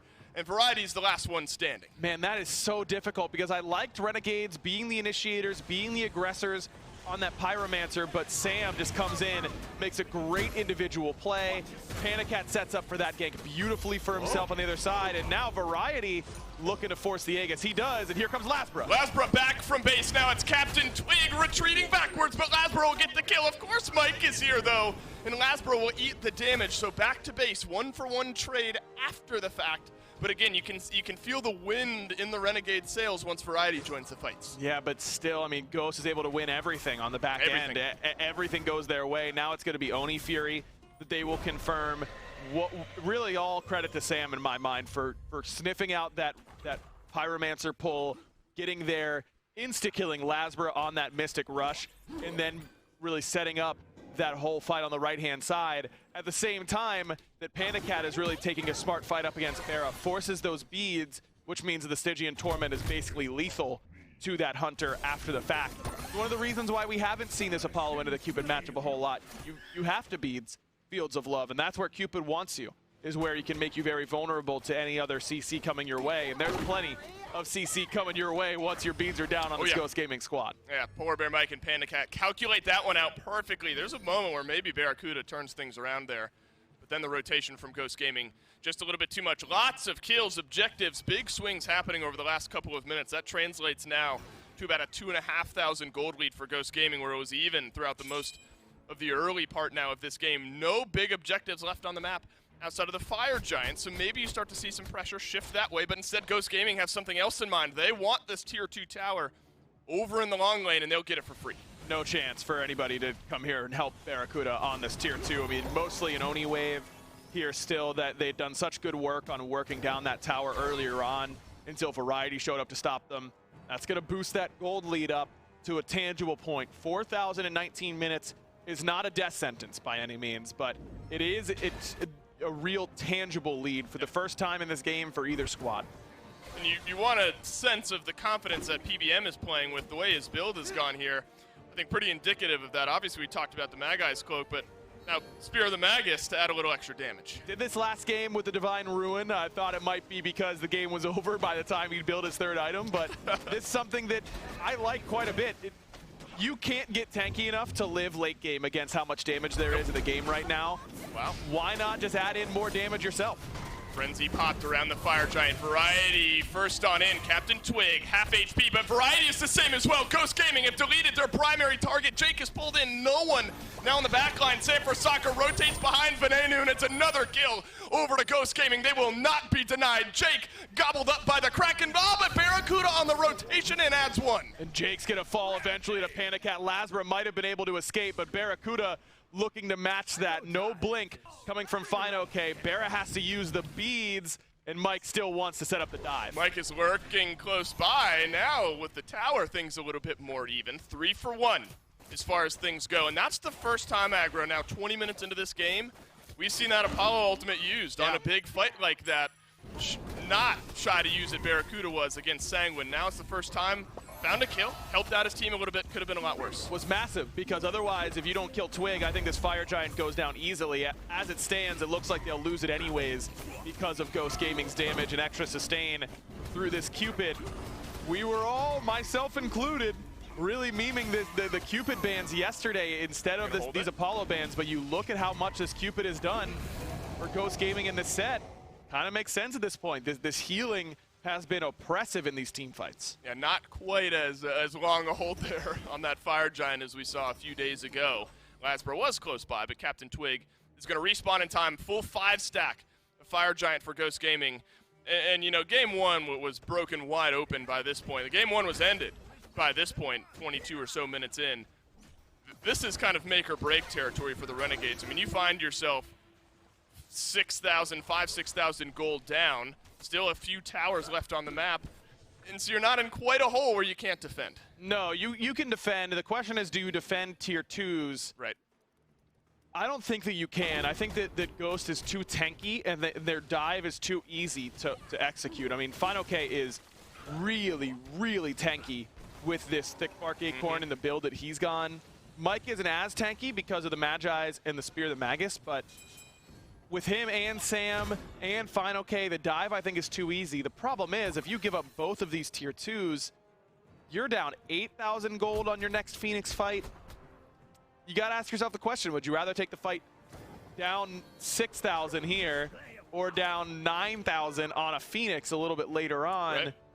I think with where Renegades are in the build, you look at, they're not sitting on tier 1 items a whole lot. You know, Ven has finished the Soul Reaver. Jake has finished the Spirit Robe.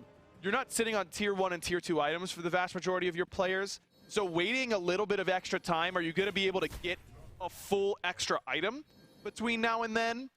Probably not. That leads me to leaning into defending these tier 2s because we won't get that much stronger in that downtime than we would if we just took the fight here. But then you have to consider, can we get level 20? Can we push out far enough to clear enough waves to be able to hit 20? Those are big power spikes, especially for mages, in order to get their ultimate, all 5 points in it. Right. I don't know. I think if I'm Renegades, I think I'm putting up a soft defense on these tier 2s. I'm gonna dip my foot in the pool and check the temperature on whether or not we're gonna get punished for it. You talk about Venenu needing to reach level 20, level 18 here. Awesome Jake at level 15. That's going to be a big difference maker as well. Ghost Gaming just lurking by this tier 2 tower. We're going to get our answer to that question here in just a moment. For now, Renegades look like they just want to back themselves away, huddle around the Phoenix, and that'll be the answer. Yeah, it seems like it isn't going to be a tier 2 defense, and I don't think that's a game-losing call by any stretch. I think it's far easier to lose the game on a tier 2 tower defense than to repel the enemy and end up winning it, but a team like Ghost, we've talked so much this week about being able to get that time and set your feet and run a set play, so to speak. Not the god on the other side, but understanding that you're drawing up a play for the whole squad. We saw it work really well for Space Station at times yesterday early on in the set where they were able to understand, okay, as soon as this person steps up, we're double blinking on them. We're using this, they're going to do this, then we'll do that. I don't really love giving Ghost this much time to really talk through what they're going to do on the Phoenix Siege, but likely they've been discussing it since they got Fire Giant anyways. I don't think it's the break point by any stretch. I've been talking about it since picks and bans of game 2, you assume. All right, later on when we definitely have a 9,000 gold lead, how are things going to work with this composition? I mean, it's got to be frustrating playing against this Ghost comp. I mean, to really simplify, we're talking geometry here. There's a whole bunch of circles on Ghost Gaming that you don't want to stand in when that team fight starts. And they'll pile them all on you all at once, and FineOK can start things off from range. I mean, that is a headache of a team fight, I think, to work your way around. And maybe you really are relying on that kind of second wind of Barracuda joining the fight. You really need to, because you have to get some relics out. You know, if Jake's going to be your beads burner, which is not where you want your Ares to be the vast majority of the time, then someone's got to get back there and punish you for not having beads. And I think Bera's job is almost to do that with that Across the Skies ultimate, get a big knock-up, get a mez, let everybody catch up, and then all of a sudden you can get off to the races. The big deal so far is that with the good start that Lasbra had, he has not been able to really transition that into damage. And at this point in the game, it becomes harder for Set to do his job, not easier. Well, Lasbra had 2200 damage. He's doubled that. Sam Soccer has 5x'd his damage. Ult burnt, so that's a small win here for the Renegades, especially with FG coming up in the next 18 seconds. Luckily, FineOK will dash his way away from this Lasbra one. ulted too? Wow. Oh yeah, Lasbra did. Good call. Yeah, And so that's now jungle ult for jungle ult, so where the Renegades had a small advantage, it's maybe gone away. And Sam, I think, can do much more without Mystic Rush than Set can do without Kingslayer. I think you really need Kingslayer in order to be effective in a full 5-on-5. Now, if you're skirmishing against somebody, Set can still win without Kingslayer, but in a full 5-on-5, you need that movement speed and you need that sustain that is going to come through. You're not going to get a lot of it with the builds that everybody has. I mean, you've got a Divine Ruin, a Brawler's Beat Stick, and a Cerberus passive on you. You're not going to be able to really make it that much healing happen, but those extra damage procs make a difference. Oh man, watch out for the collapse here from Ghost Gaming. Ghost kind of taking the fight to Barracuda's side of the map here. They're on the opposite side of the Fire Giant where we figured they might start to fight. PBM is just going to run down Jake here. Then you have to look at the rotation from the rest of the Renegades. Ares just not quick enough to get away from things. This is going to be a big ultimate to burn some beads, pull in one, and Panicat now in the arms of Awesome Jake, but there's plenty of damage there to make quick work of the Ares. Venenu has to burn the Aegis as well, and FineOK bites off a little bit too much. Venenu adds one. Really nice play by Ven, but a better stun coming from Mike. Where you going, Lasbra? Twig able to clean up what Mike started, and that was just dominance by the front line from Ghost Gaming. FineOK just consistently slowing this full CDR build, pretty close to full CDR. Oh no, he's got 40%. Yeah, plenty of CDR, just constant dart slows, forcing Jake to use that ultimate, and really, it could have gone a little bit better. I think that Ghost dropped their target onto Jake a little bit too quickly. Panda clearly wanted to not use a relic and kill him before that no escape went off. They decide to let him live a little bit too long, and Panda has to use both relics on the back end of a fight that he probably didn't want to. But either way, you get a lot of relics out. I mean, double beads from Renegade's backline, Aegis from Venenu as well. Definitely a good start to a Fire Giant pull. The good news now is Jake died so early that it's an even fight, though FineOK will rejoin just a few moments earlier than Variety. Plus he has that ultimate as well. Fire Giant down quite low here. Ghost Gaming will use the Kraken, secure the FG. Now Variety has to use his ultimate to escape from things. Barracuda lurking in the waters way up above. This would be a difficult fight, to say the least, for Barra, and he'll escape. Yeah, it has not been that same level of disrespect almost that Barra was showing to Sanguine. And really it's because of the opposite, I think. I think it's extra respect by Ghost. They're doing a much better job of fighting with Apollo ult in mind in comparison to what we saw from Sanguine, who seemed to consistently get surprised by use of that ultimate. We also saw some pretty rough relic usage at times with the threat of that ultimate and the Rat ultimate on the other side. Ghosts have been able to keep their cards a little bit closer to their chest, give it a little bit more respect, and as a result, the Apollo has not been nearly as dominant as what we saw yesterday. Ghost Gaming have just done so well in securing the objective so quickly that by the time Barracuda can get there, most of the damage has been done by Ghost Gaming. And now with literally all of the towers down, the question of was it tier 2, was it Phoenix, what is it? It's now answered. You got to defend underneath some of these Phoenixes, and that's the opposite of where you want this Apollo. You want him to be able to rotate into these fights and make a big difference. Obviously, still does Hunter things and swings out the damage. But now he's going to have to be there with the rest of his team under these Phoenixes, trying to keep Ghost Gaming from going up too.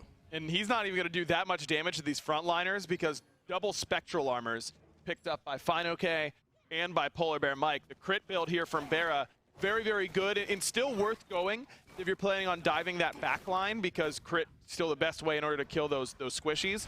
But now once he target switches to some of the tanks, those crits aren't going to do nearly as much. Well, FineOK will walk his way under the mid lane Phoenix alone. Lasbra there to show some face as well. Just waiting on a couple of waves here. You'll start to see these Phoenixes whittle down just a little bit as Panicat starts to connect for a little bit of damage as well. Renegades obviously don't want to engage at this point outside of their base. You need to take as much of an advantage as you can find. So another wave starts to join in. This is where you want Final K as well. The ability to rotate into a big fight with that ultimate is important. A little surprised that he's not splitting right with that, and Ghost has not done a great job of pushing up that right wave. So they've either got to win it, or what a stun coming from Polar Bear. Mike, he nearly just killed Bear himself. Yeah, Barracuda, you're in a little bit of danger here on the back line. Here's the dive from Ghost Gaming. Captain Twig found the opening kill. Variety has one as well. He'll dash away with the ultimate, but Fino is there to finish off the damage into the fountain. Go Laz and Venenu, but Ghost Gaming, 4 members strong. They all have the FG buff. They won't look for the end just yet. Slowing it down a little bit, going for the mid wave. Let's get this mid Phoenix, and then we can take our shot as your left wave is pushing in with the Titan a little bit weaker. Ghost Gaming are playing these cards perfectly. Titan is under attack. This one, not quite as much drama as game number 1. Ghost Gaming take the 2-0 set lead. And not as dominant, don't get me wrong, but still pretty dominant. Looked that way at the end. Yeah, did you have any doubts about this Ghost team? I mean, even when Renegades was starting to do things well, they never got a tangible lead. And I think that the target prioritization has been much better from Ghost than every other Renegades team they've played against. I mean, Barracuda is clearly their focus. Where did Mike go on that fight? Straight on top of Barra. Just take him out of this fight, and we're going to be able to win it easily. Ven did good things in that game, but Discordia is not that team fight ruiner a lot of the time. Love the target selection from Ghost. I think they're looking really, really good right now. You smell that? Is that reverse sweep I smell in the air? No, this smells different than yesterday. Yeah, it smells different. I was right here. Yeah, it's yeah. the subs we have out in the lunchroom there. We'll see if the Renegades can get one started right after this.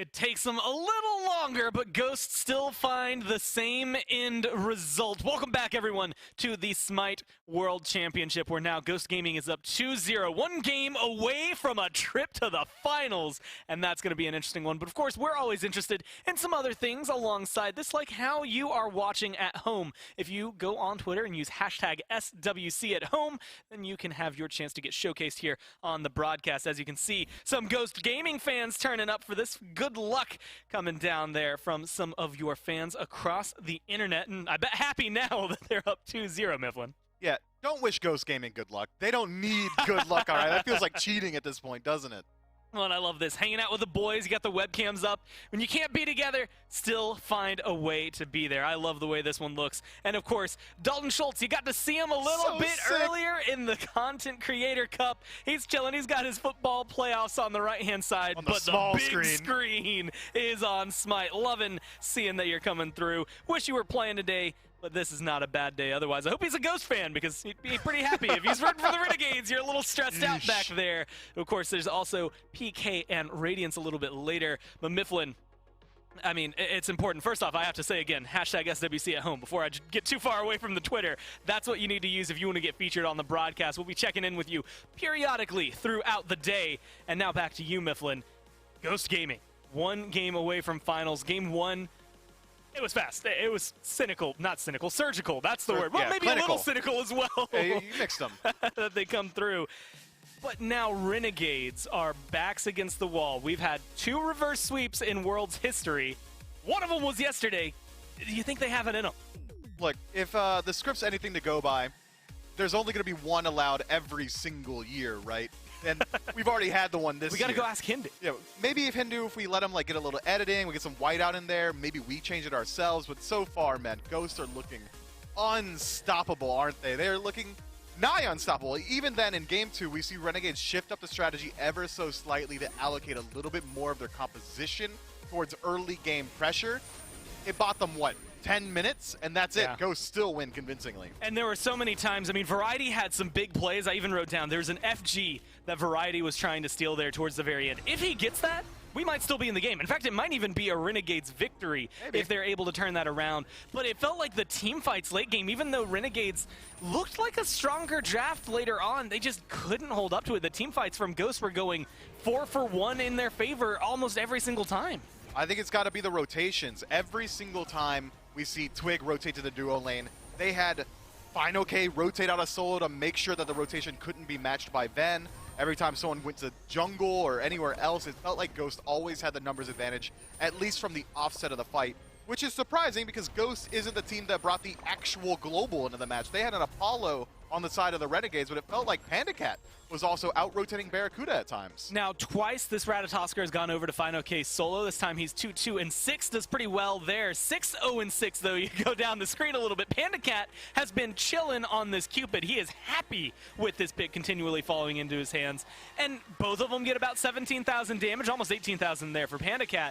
But they chose to ban the Anubis away from Twig. He had a great performance, but Mifflin, I'm seeing 2 common factors that are causing a lot of trouble for the Renegades. Yeah, I think you've nailed it down pretty well there, but I guess the Anubis was like kind of 7-0 or something ridiculous, but even then, even when Twig doesn't look as good on this Poseidon, it's still a Poseidon, still able to out-rotate just about anyone else on the map, some of the fastest god in the game. I think that Renegades may have made a misplay banning that Anubis. Instead, I would have much preferred to see it be onto that Cupid or even the Ratatosker because as far as I'm concerned, Poseidon's just up on the tier list. Well, it's gone now, or at least it was gone in game number 2. We'll have to see if it stays gone there in game number 3. That's the time. And again, yesterday, this is where we were for the Knights, but the narrative was that they had already done it. This Renegades team was 3-0'd by this Ghost squad the last time they played. The last time we got to see Ghost competitively during those Phase 2 playoffs. They beat Renegades, they move forward, they beat Radiance. They're looking maybe to try and find the exact same run. We'll take a look in at the players, see how they're handling things right now. The conversations need to be deep. You can see I'm not seeing a lot of mouths moving there for the Renegades. Maybe just some small-time prep, but honestly, Mifflin, they seem a little dejected. Dude, Jake looks like a Bond villain right now. How did they find a room devoid of light except for the light coming off of this man's monitor? But look, it makes sense that the Renegades are looking a little bit more haggard than Ghost are, right? They're in a pretty tough situation, backs against the wall, 0-2, whereas Ghost kind of riding the high of being up 2-0. Well, now we're moving into this. Renegades notably taking this first pick. It's kind of curious. Last game with Ghost being able to first pick that Ratatosker. Is that the change you make? Like, Renegades here, do you just hope that Rat doesn't get banned and you scoop him up for Lasbro? I think that could be the way to go for it. If I'm Renegades, I'm not banning Ratatosker, full stop. That's just how this is going to work out. But Ghost has shown in game 1, they banned the Ratatosker, didn't they? Or no, they took it for themselves in that first pick slot, which is essentially going to be a ban towards the boy Lazar on the opposite side of the map. But Renegades, going back to the Anubis ban, I feel like it's just misplaced. I mean, it was just a different factor, though, right? Like you said, it went 7-0, if not higher than that. It's something that, again, maybe is a little weird, but because Twig has been willing to pick it up, maybe it makes sense there. Last time around, we had Morgan, Aphrodite, and when they were in second pick, Ghost banned the Apollo. This time around, especially after last game, they decided, you know what, we could deal with that Apollo. We're going to ban the Ratatosker, maybe take it even, depending on how PandaCat's feeling. Although, notably, Mifflin PandaCat had tweeted that he doesn't think Apollo is too great. Maybe that was out of context for him, but Cupid stripped away, Ratatosker's gone. Is this going to be a way to control Ghost? It's one way to do it for sure, but the aggressive route of what Ghost has been going for has not been derivative of PandaCat. It's been playing around the jungle or the support. That's where really the aggression is founded for Ghost Gaming. So this is a good tool to not only take away the Cupid from PandaCat, but also now we get to see where the priority list lies for Panda. Where does he want to go now that his go-to Cupid's been taken away? Now, this has been an interesting week so far. Guan Yu has, I think, maybe changed after these first couple of games, but he was the most first-pick god, but he had lost every single time he was first picked, so maybe not what you want out of that. Rom is typically who we talk about. Like, if I'm thinking of it, we haven't seen PandaCat go to this Apollo yet. Rom would be the second in the tier list from Phase 2. Yes, sir. He's lost 6 out of his 9 games, so he's not doing too hot so far. This Ymir Kukulkan lock in, Ymir for PBM, Kukulkan for Fine OK.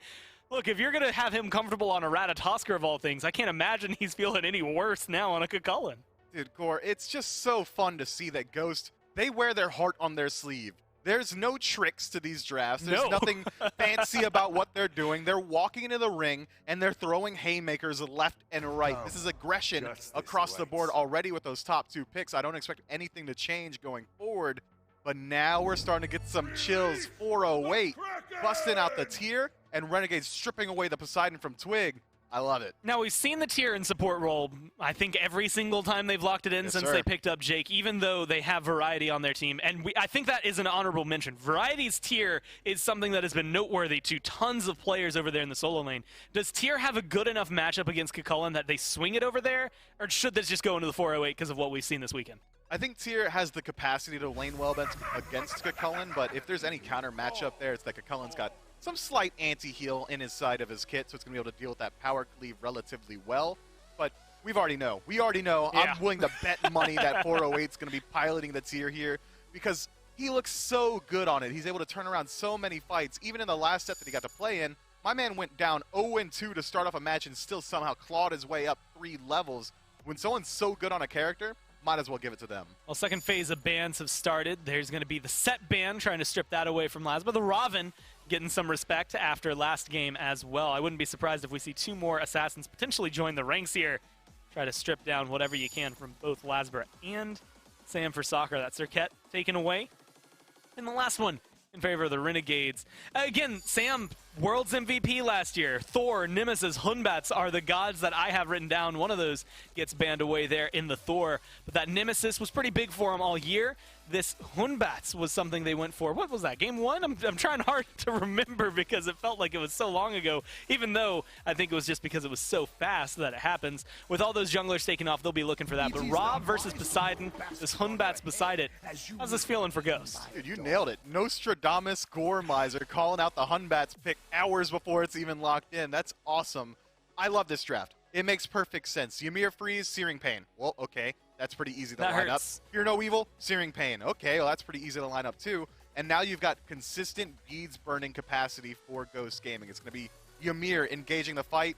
Well, you use your beads. Sam for Soccer is going to be here whenever he feels like it to finish you off whenever he feels like it. I think Ghost Gaming got themselves a very strong 4-man here.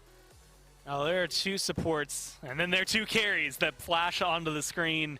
You can see, I think, the comfort. Barracuda has been in situations dire before, so maybe not as much stress as what Jake is feeling. World stage, things haven't necessarily been going your way. You're pulling out potentially a signature pick, depending on these last two that get locked in here with that Pele going to the jungle. Pick. Yes, Lazra locking in the Pele. This is what we need. You need Lazra as comfortable as possible. I said it in the last test segment. I expected it to be a early pick for Lazra, but Camazot's getting locked in. It has to be for variety. It has to be, right? The sustain in lane is decent. The ability to fight is good. The survivability is there. And we know that really Lazra doesn't really like this Camazot's pick. Yeah, I think you're right to nail it down. I'm expecting Camazot's to be in the short lane. Well, Barrow's laughing there at the very end. The Heimdall gets locked in. I don't know if that's a good laugh, a nervous laugh, but I guess every laugh with him is a good laugh. We'll have to see if that's going to be able to come through. I think there's something to be discussed since we're on it. Heimdall versus Cupid. I mean, Heimdall's pretty safe. Typically, we see Zapman on that more than anything. Does this Cupid have any advantages there, or is this going to go kind of neutral? I think it's going to be a very safe lane. Well, I say that, but it's Ghost Gaming versus Renegades with the aggressive style. But Cupid in the 1v1 isolated against Heimdall, there's really no threat for the Heimdall. Sure, he might be able to burn beads and force the Bifrost there, but you still have the ability to just use the ultimate, escape out of the situation. If Cupid uses Flutter to close gap, very often Cupids like to barrel stuff with their auto attacks. Just use the Gallarhorn, toot it off, knock him away as well. I mean, look. I think Renegades do the exact same thing in Game 3 that they do in Game 2. They bring a draft that has the capacity to fight it out in the early game, but it's going to come down to play on the field on who is going to pull a lead, who's going to win. And so far, with Ghost playing as they have been, they're looking unstoppable. I mean, you had highlighted earlier, like, the Ymir freeze into the Searing Pain from Ra, but I think, you know, Hunbats as well, pretty decent setup for the Ra. Kakulin with a knockup, good setup for the Ra. A lot of synergy there. That matchup between this Ra and Poseidon, both huge, big, bursty ultimates. One's a straight line, the other one's a nice wide circle. Does Poseidon have the same capabilities here for the Renegades as he did last game for Twig? He's got the ability to rotate out a lane very early, and that's how Twig was playing it. He's almost a secondary jungler trying to be inside the duo lane or the solo lane, wherever he could find pressure on the map. He's certainly got the capacity to do it, but now he's got to be worried about finding a Hunbots in the jungle, or Ra has a similar capacity to follow him up due to the Ra passive giving him movement speed as well. I think it's going to be really, we're watching the side lanes. For me, that's where we're keeping our eyes, because that's where these games have been won and lost. For the Renegades, this might be the best look duo lane they've got because they got 408 on the signature pick. But for Ghost Gaming, I'm not going to bet against PBM on Ymir just about ever. Yeah, it's a hard one to take against. But realistically, I think we're in a fascinating position because, like you said, both hunters are pretty safe. Both supports want to play aggressive. Ghost has been playing aggressive anyway, whether or not they're supposed to be safe. This Hunbats that was mentioned earlier is a team fight god. I mean, yes. he comes through, he's good around objectives, he's good in mid, he's good in left, he's good in right. It doesn't matter where you go. He's going to be good as long as that ult is available. Pele's in a little more of a niche spot, but you mentioned it is something Lazra has picked up a lot, especially in Phase 2. We saw it, I think, more often. Is it going to be able to go toe for toe, or does he have to take a completely different style than Sam here? Look, for Lazra, I want to see the return of classic, cringe gank, dirty, toxic Lazra. I want him inside the duo lane the second he gets the ability to walk, all right? If he's not there at level 2, I think he's missed an opportunity on this Pele. Whereas on this Hunbots, you don't really need to be that solo agent. You can play around your team. You could be a facilitator on this pick, whereas Pele's more burst-centric.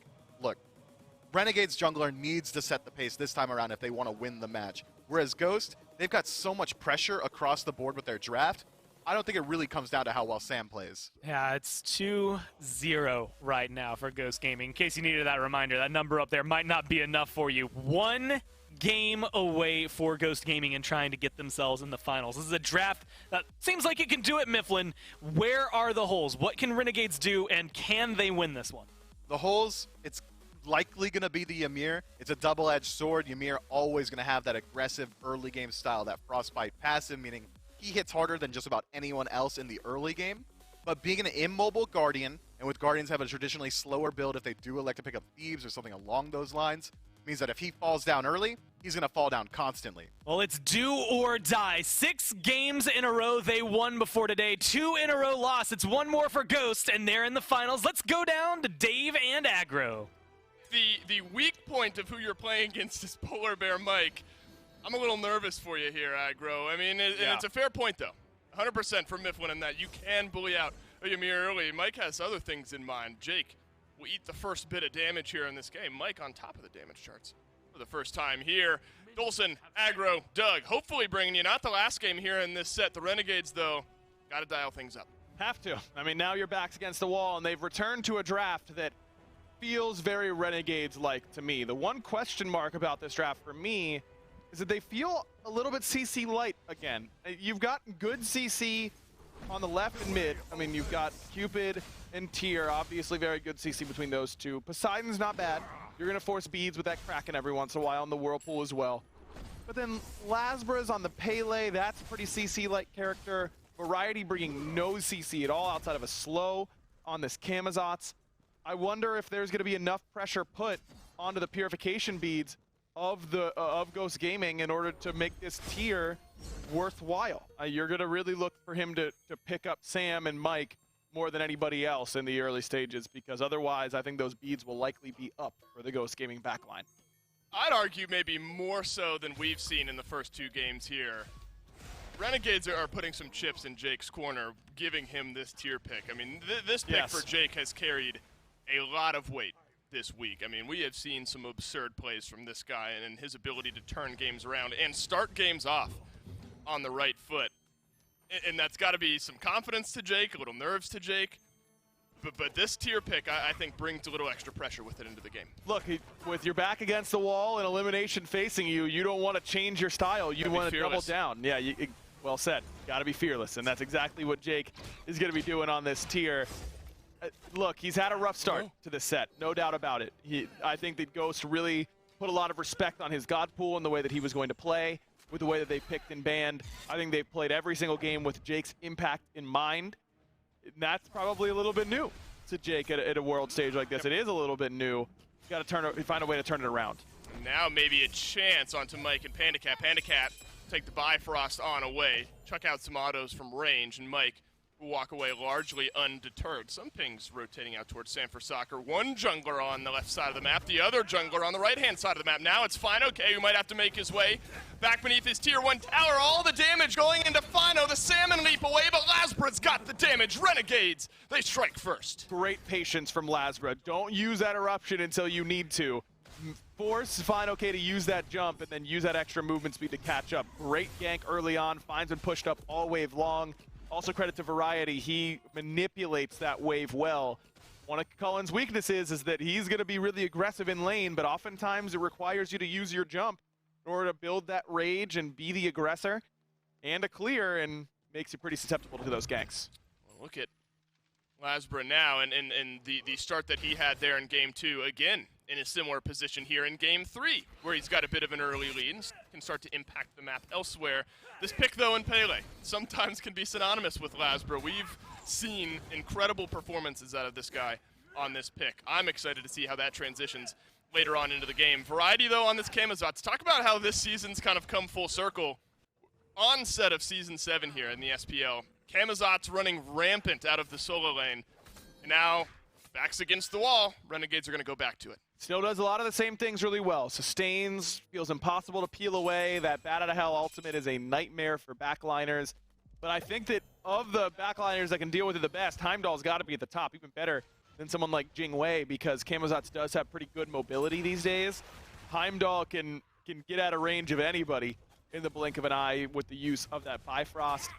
It's really going to be Captain Twig, I imagine, who's going to be on the receiving end of this Camazotz dive. But if I'm Twig, I'm looking at a Lotus Crown third item for sure. Just lets you sit in your heel, get an absurd amount of protections. Yep. And even though you're going to get swooped on a little bit, I don't know if they can even kill you. Oh my, that damage from Jake. I did not expect that. I can't imagine Twig did either. Oh my, the setup from the Renegades. This is why you give Jake the tier. And you can't use your beads in that manner either, because now Twig is going to get paid a visit right away. What was that? Just bad pathing from Twig, because you could just go the safe way around underneath and go to that mid-wave and be fine. Whoa. There's no reason to play it like that. Look at this, Jake lurking back behind the blue buff hit. Venenu is here as well. Fino K is going to have to leap beneath the tower. Jake is here as well. Fino K ults away from all the CC. Will he stay alive under the damage? Fino K turning it around. Are you kidding me? He stays alive. Sam's here as well. What a collapse. Ghost Gaming get 2. 2. I've seen enough. I've seen it. I don't want to see anymore, Dave. It hurts my feelings because I like the Renegades guys as people, and I don't want to watch this happen to them. Now it's Lasbra in trouble. No volcanic lightning for him. Shards of ice, full channel. See you later. Overhand smash, and Ghost Gaming right back on the winner's track. Aggro, I'm melting out of this chair that you and I are definitely sitting on, by the way. Chat can rest assured that we have the ability to sit anymore, down. Bro. You're pacing. Aggro's pacing. I felt that, man. You cannot drop that kill. You just can't drop that kill. He didn't. Oh no, the ultimate was so well timed, but fine, he played it perfectly, but it still required Renegades to, no, don't show it, production, I just got over it. No, not That is like disgusting. this. I mean, he That had is no gross. jump. You just gotta land that Kraken. That's all there is to it. That can't miss. I mean, yeah, the one feels like it might have hit, or should have hit, but you just gotta hit the Kraken. That's all. You didn't need to hit the center. You just needed to hit the edge. That's all you had to do. That's all you needed. The hands are up here at this point. Oh man! Well, How do you recover from that, Dave? Well, I can't recover from that. Well, you can't. I mean, then what? A moment later, they drop another kill here. So, what was a dream start has suddenly become nightmarish. It's not horrible just yet, but Final K on this cold call, and if he's feeling this way, what we're seeing now against Variety, Mifflin would call that disrespect. The ability to walk in, tank a tower shot, and still considering fighting through. How could you respect them after what just happened? Right? I don't know. It's a 3v1. You're saying bring more. Who cares? Yeah, who cares, bro? I don't care about anything at this point. It's been 3v1, 4v1 6 times this set. This is unbelievable, and Final K stays alive. It's going to be another attempted gank now over to the solo lane. Jake is here again. We're going to tower dive once more. Sam for Soccer, though, makes this a bit more of an even fight. And Renegades will choose to leave. Variety has to use Bat Out of Hell, and watch out, Raw's rotating as well. Yeah, didn't have to use anything there except for the blink from Final K, but this is perfect because it sets you up for a purple buff invade. Mike, no blink. That's still coming up after his kill onto Lasbra earlier as Jake's going to find Big Sam. damage. Jake, though, solo. Searing pain flies through. Sam for Soccer survives. Variety, though, is going to get the tick damage to get rid of that one. Maybe best case scenario here for the Renegades. Keep things even. Good follow-up off of that Fearless. Kraken's right there. A little bit unfortunate that Sam gets the Fear No Evil off. It all is, look at this, Mike has Final blink. K, he's looking for the dive, Variety, toast. Unbelievable, now Final K with another, 2-1-2. You thought these teams would play fast in the early game. We have 8 kills in 7.5 minutes. Unfortunately for the Renegades, 5 out of those 8 are all for Ghost Gaming. That translates to a roughly 1,000 gold lead here. And then you have to look towards the XP. That's where things can really start moving and shaking early on. Yeah, 3,000 in the XP department. And as you'd expect, Aggro, a lot of that's on Final K. A lot of it, because he's been able to survive these plays. I mean, Sam has been right there, right on time for basically all of these ganks, and Jake is just giving up farm all the time by spending so much time on this right-hand side. What is he still doing here?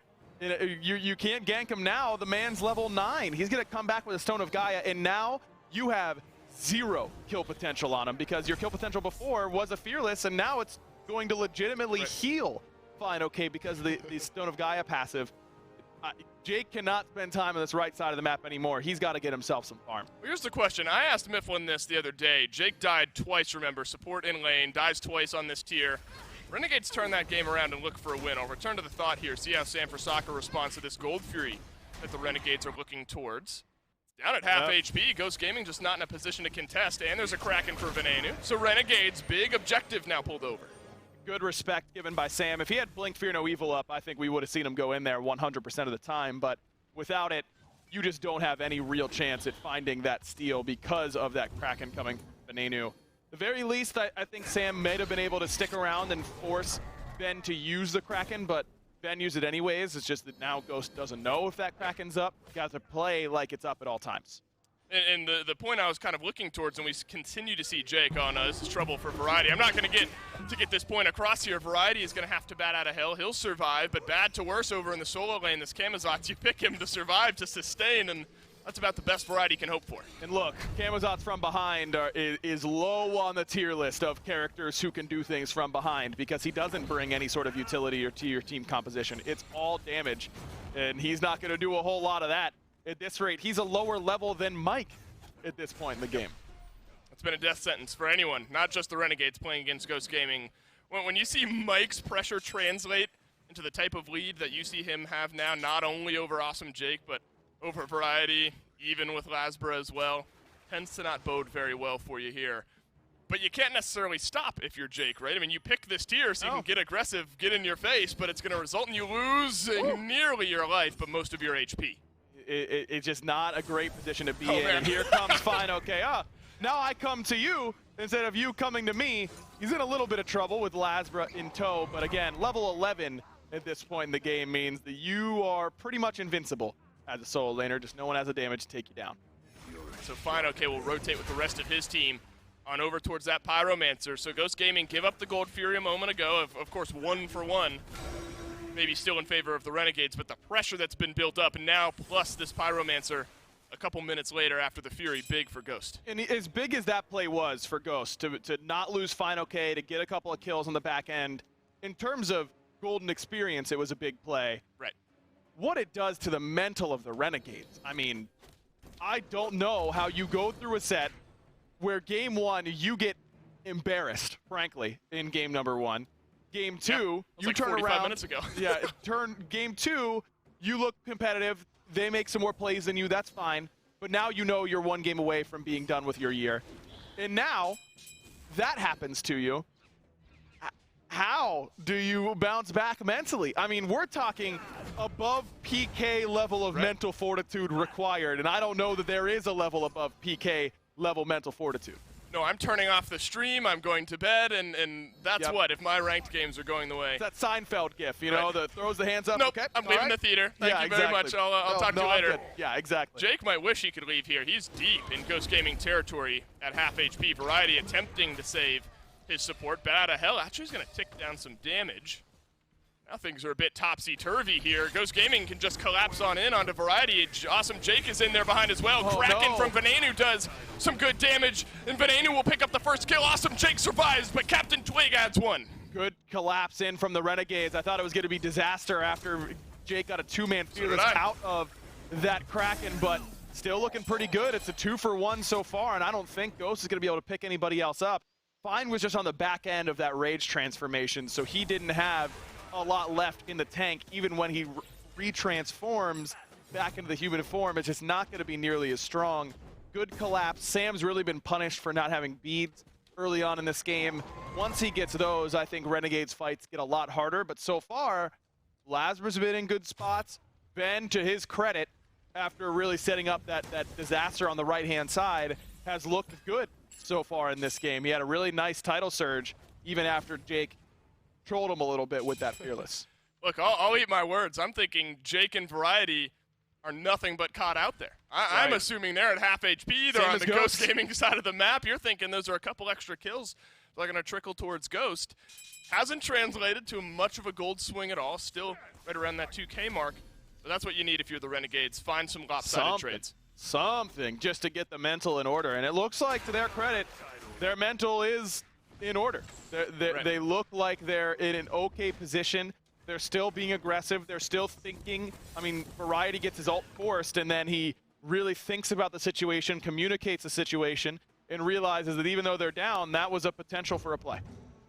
This is now the Renegades who continue to flow a lot of this aggression through Jake. Again, Jake starting to hover over by the solo lane side of the map. I mean, this is a risky fight. You couldn't turn around a 2v1, whether you call it misplay, misaim, whatever it is. Now FineOK has a solid 2-level lead over Variety. Health and mana advantage there as well. Ghost Gaming are going to look towards the Oni Fury. As free as the Gold Fury went to the Renegades, the Oni Fury now goes to Ghost.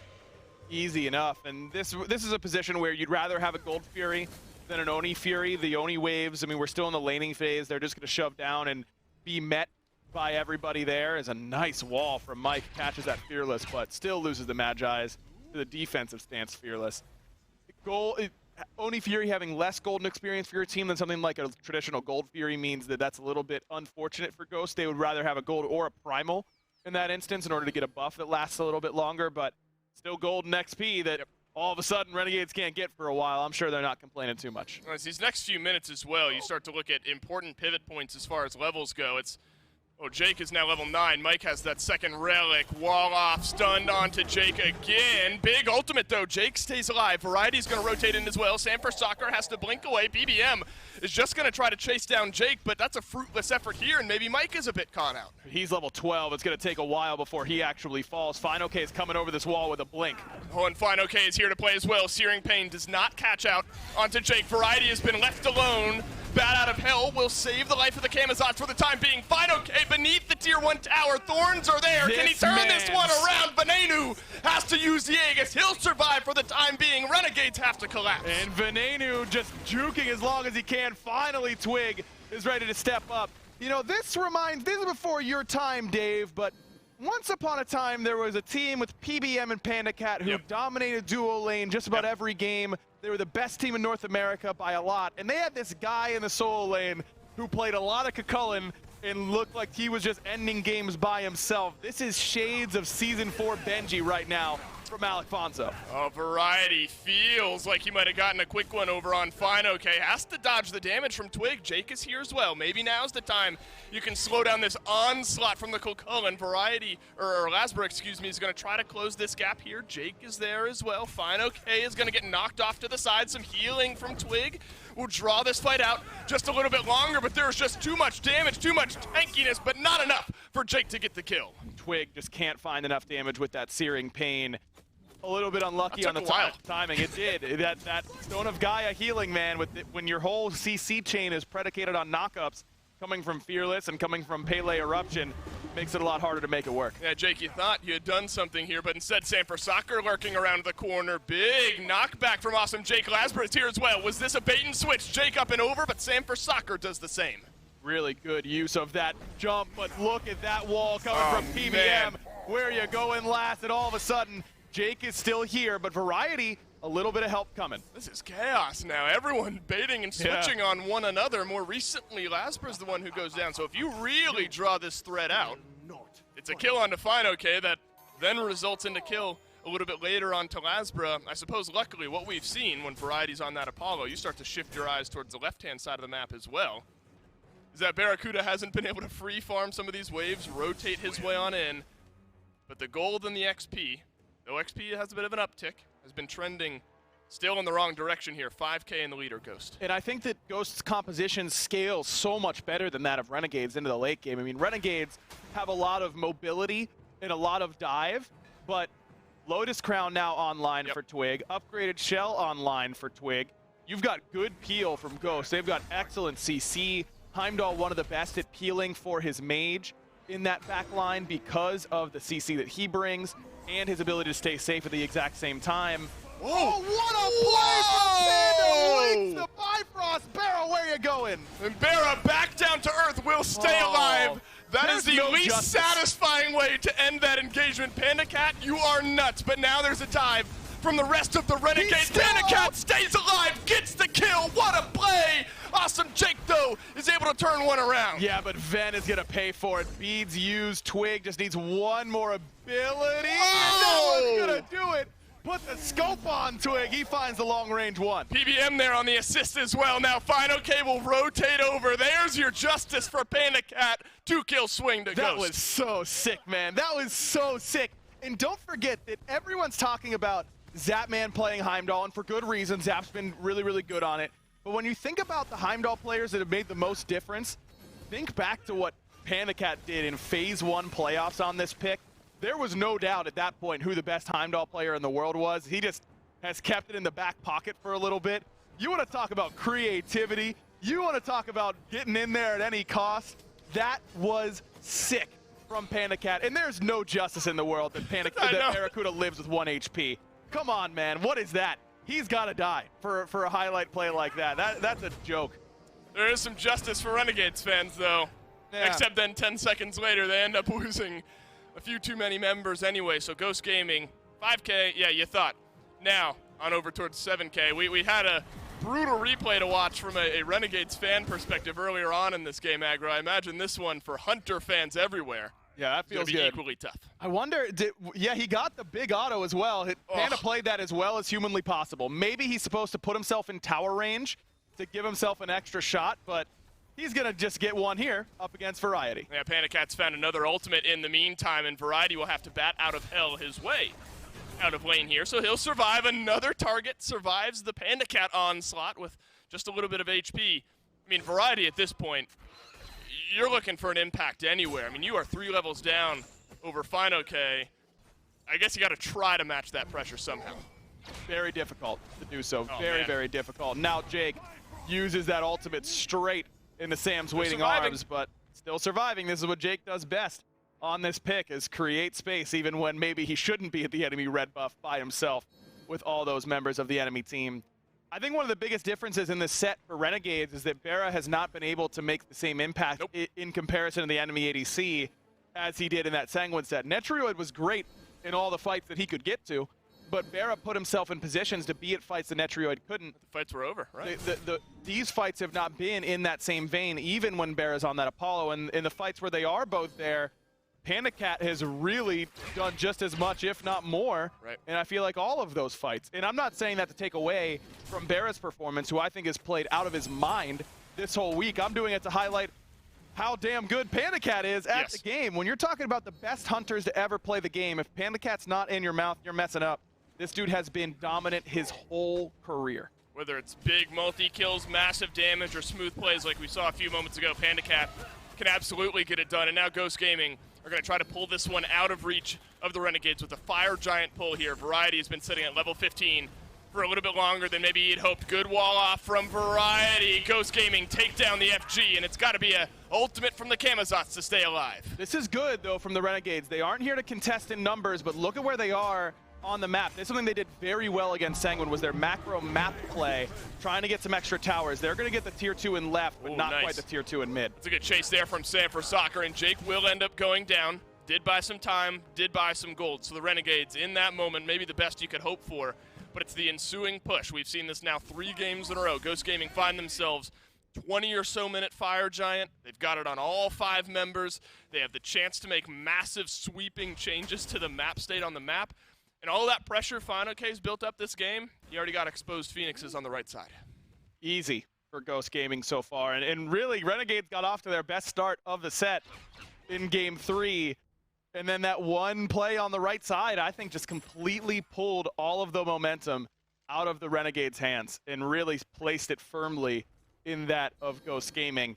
And they have not even thought about relinquishing that grip ever since. They've been keeping the pressure up really, really well. And look at the farm difference on this right-hand side. I mean, 3 levels for FineOK, which we've talked about a lot.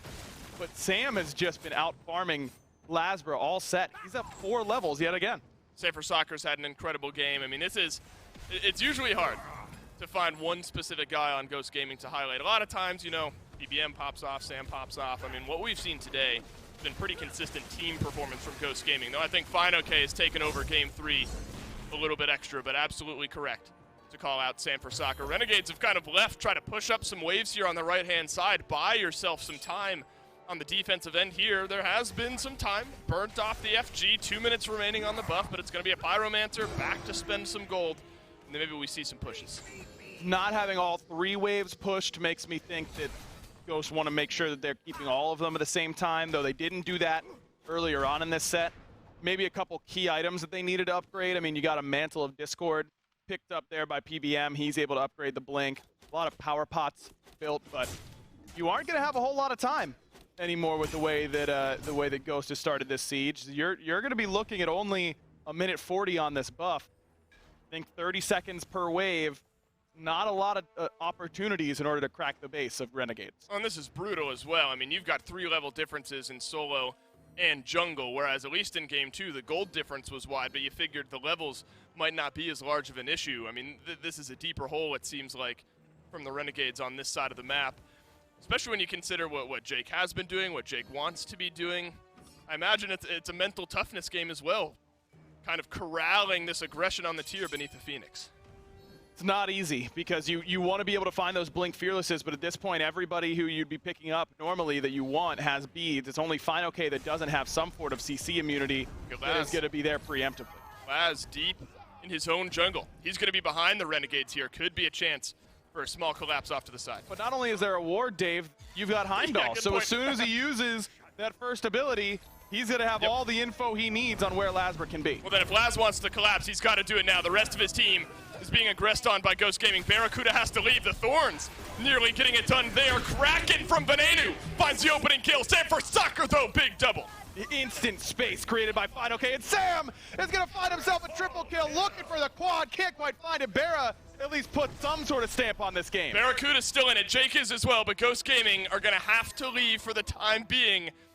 We keep saying this, right? At some point, it's the best you could hope for if you're the Renegades. In a moment like that, with the way this lead is, maybe that's the best you could hope for. Maybe, but this is going to be risky from Ghost Gaming. I mean, Jake still has that ultimate, no wave coming, and Fire Giant just fell off of Ghost. Barracuda, it's time to step up here with Awesome Jake. Captain Twig chasing down the tier, and Jake will sidestep the damage. Barracuda alone underneath the mid lane Phoenix. Now in goes Mike. Captain Twig is there as well. Deleted. Panacat finds the kill. And that's why Ghost was continuing the siege. They knew that Mike still had Blink, and one freeze meant the end of Barracuda. Now just Jake up against the Phoenix and the rest of Ghost. There are some respawns though. Variety coming on in, back from base. Mid lane, Phoenix survives. Variety is here, and Ghost Gaming will finally leave. And that's a product of being too slow with this Fire Giant. We saw the exact same thing from SSG yesterday, where they took too much time resetting after their towers going down. I don't think that we'd really needed to see that reset coming out from Ghost. They were looking pretty strong at that point. I would have preferred to see them begin their siege much earlier. Or if you need to reset before you siege the tower so that you can do it all at one time. If they still had FG, that mid Phoenix is gone, they might have just ended the game off of that play. As it stands, yeah, you have left side Phoenix down, and look, this is their game to lose still. But we're still here. And that means Renegades still has a shot. Till that Titan falls, there's a chance for the Renegades to turn things around. And Oni Fury will make things a little bit more difficult. Oni Fire Waves on the left side of the map. Wildfire Giant is up and ready to go. I mean, you've had a chess match of map pressure to deal with here if you're the Renegades. It's going to get a lot worse here once those minions start to pour on down the left-hand side. Lasbra is lurking close over here with Sam for Soccer, who's gone massive over the last few minutes, by the way. Yep. This has got to be the right call from Ghost. Let's make our way to FG. Huge triple kill for him in that last fight, and I don't think it's going to get a whole lot easier to corral him as he's now completely full build. Jake and Variety hoping to get a good little flank route, and they've got good ward coverage on this, on that side, on that path with that sentry as soon as you walk into the jungle. So I like the idea, but sniffed out by Ghost. Ghost Gaming sensed the pressure and realized that now is the time for this FG call. Lasbra's just not here. Nobody from the Renegades is. Maybe a chance for a fight to start brewing, but the Renegades realize that their pressure is better spent elsewhere. If we have a chance to get rid of some of those Oni Fire minions, let's do so. Lasbra deals with the wave. Renegades give up the Fire Giant. I like what FineOK is doing. Don't worry about where Jake is. He's gonna proxy that Oni wave. That's fine. Let's just get that wave as it comes out of Phoenix. And now our wave is guaranteed to shove no matter what. And with this positioning, Ghost can actually make use of the one Oni wave still on the map coming down this right-hand side. And the right-hand side is where Ghost Gaming are going to spearhead their pressure here. Sam for Soccer back in the jungle. Lasbra is going to try to match some of that pressure there as well. Big Kraken from Panenu helped on defense last time, but will it help here? Barracuda blinked on by FineOK. The Skullcullen has wreaked havoc across the Renegades through the onset of this game here. Now it's Awesome Jake and Lasbra alone in the back line. Jump away from Sam, but he created tons of space. Still has the Fear No Evil, and Lasbra coming from all the way back. He's gonna fall. What was that from the jungler? And who else but FineOK is gonna get the kill? Uh-oh, Renegades, they're on the back foot here. Ghost Gaming, they smell blood in the water. Sam for Soccer, unable to execute the final bit of damage there. Variety falls, and Panacat has another. You're looking at Ven's Diamond there on the left side of your UI. That is all that's standing between Ghost Gaming and moving on to the Season 7 Finals. One Kraken could make the difference here for Renegades, but it has got to be not a good, but a great one coming from him. I suppose if you want anyone, it's your mid laner, your support, and your hunter. You've got enough damage there to maybe turn something around. Awesome Jake is going to try to make the big play here. He's in behind Ghost Gaming, who now funnel their way in on towards the Titan. Finals right around the corner. There might not be much of a fight. Destiny is calling. Ghost Gaming, you don't want to miss it. On to the finals they go. It's exactly what this Ghost Gaming team has been waiting for all year. I mean, a phenomenal run by the Renegades to get here into the semifinals. but sometimes you just run into a brick wall, and that's what PBM and this Ghost Gaming team is. We haven't had a team that was this favored, a team that was this clearly ahead of the pack coming into the tournament since Energy Season 3, and that's the best team to ever touch the game. So I think that contextualizes what this Ghost Gaming team is capable of, and now they just have to sit and wait and see who they're going to face off against tomorrow in the finals. Do you think they'd rather face off against tomorrow? I think they'd rather face off against Radiance. They've beaten them twice in both playoffs this year, and PK is the team that beat them in the finals last year. We'll get an answer to that question right after this quick break. The guys will break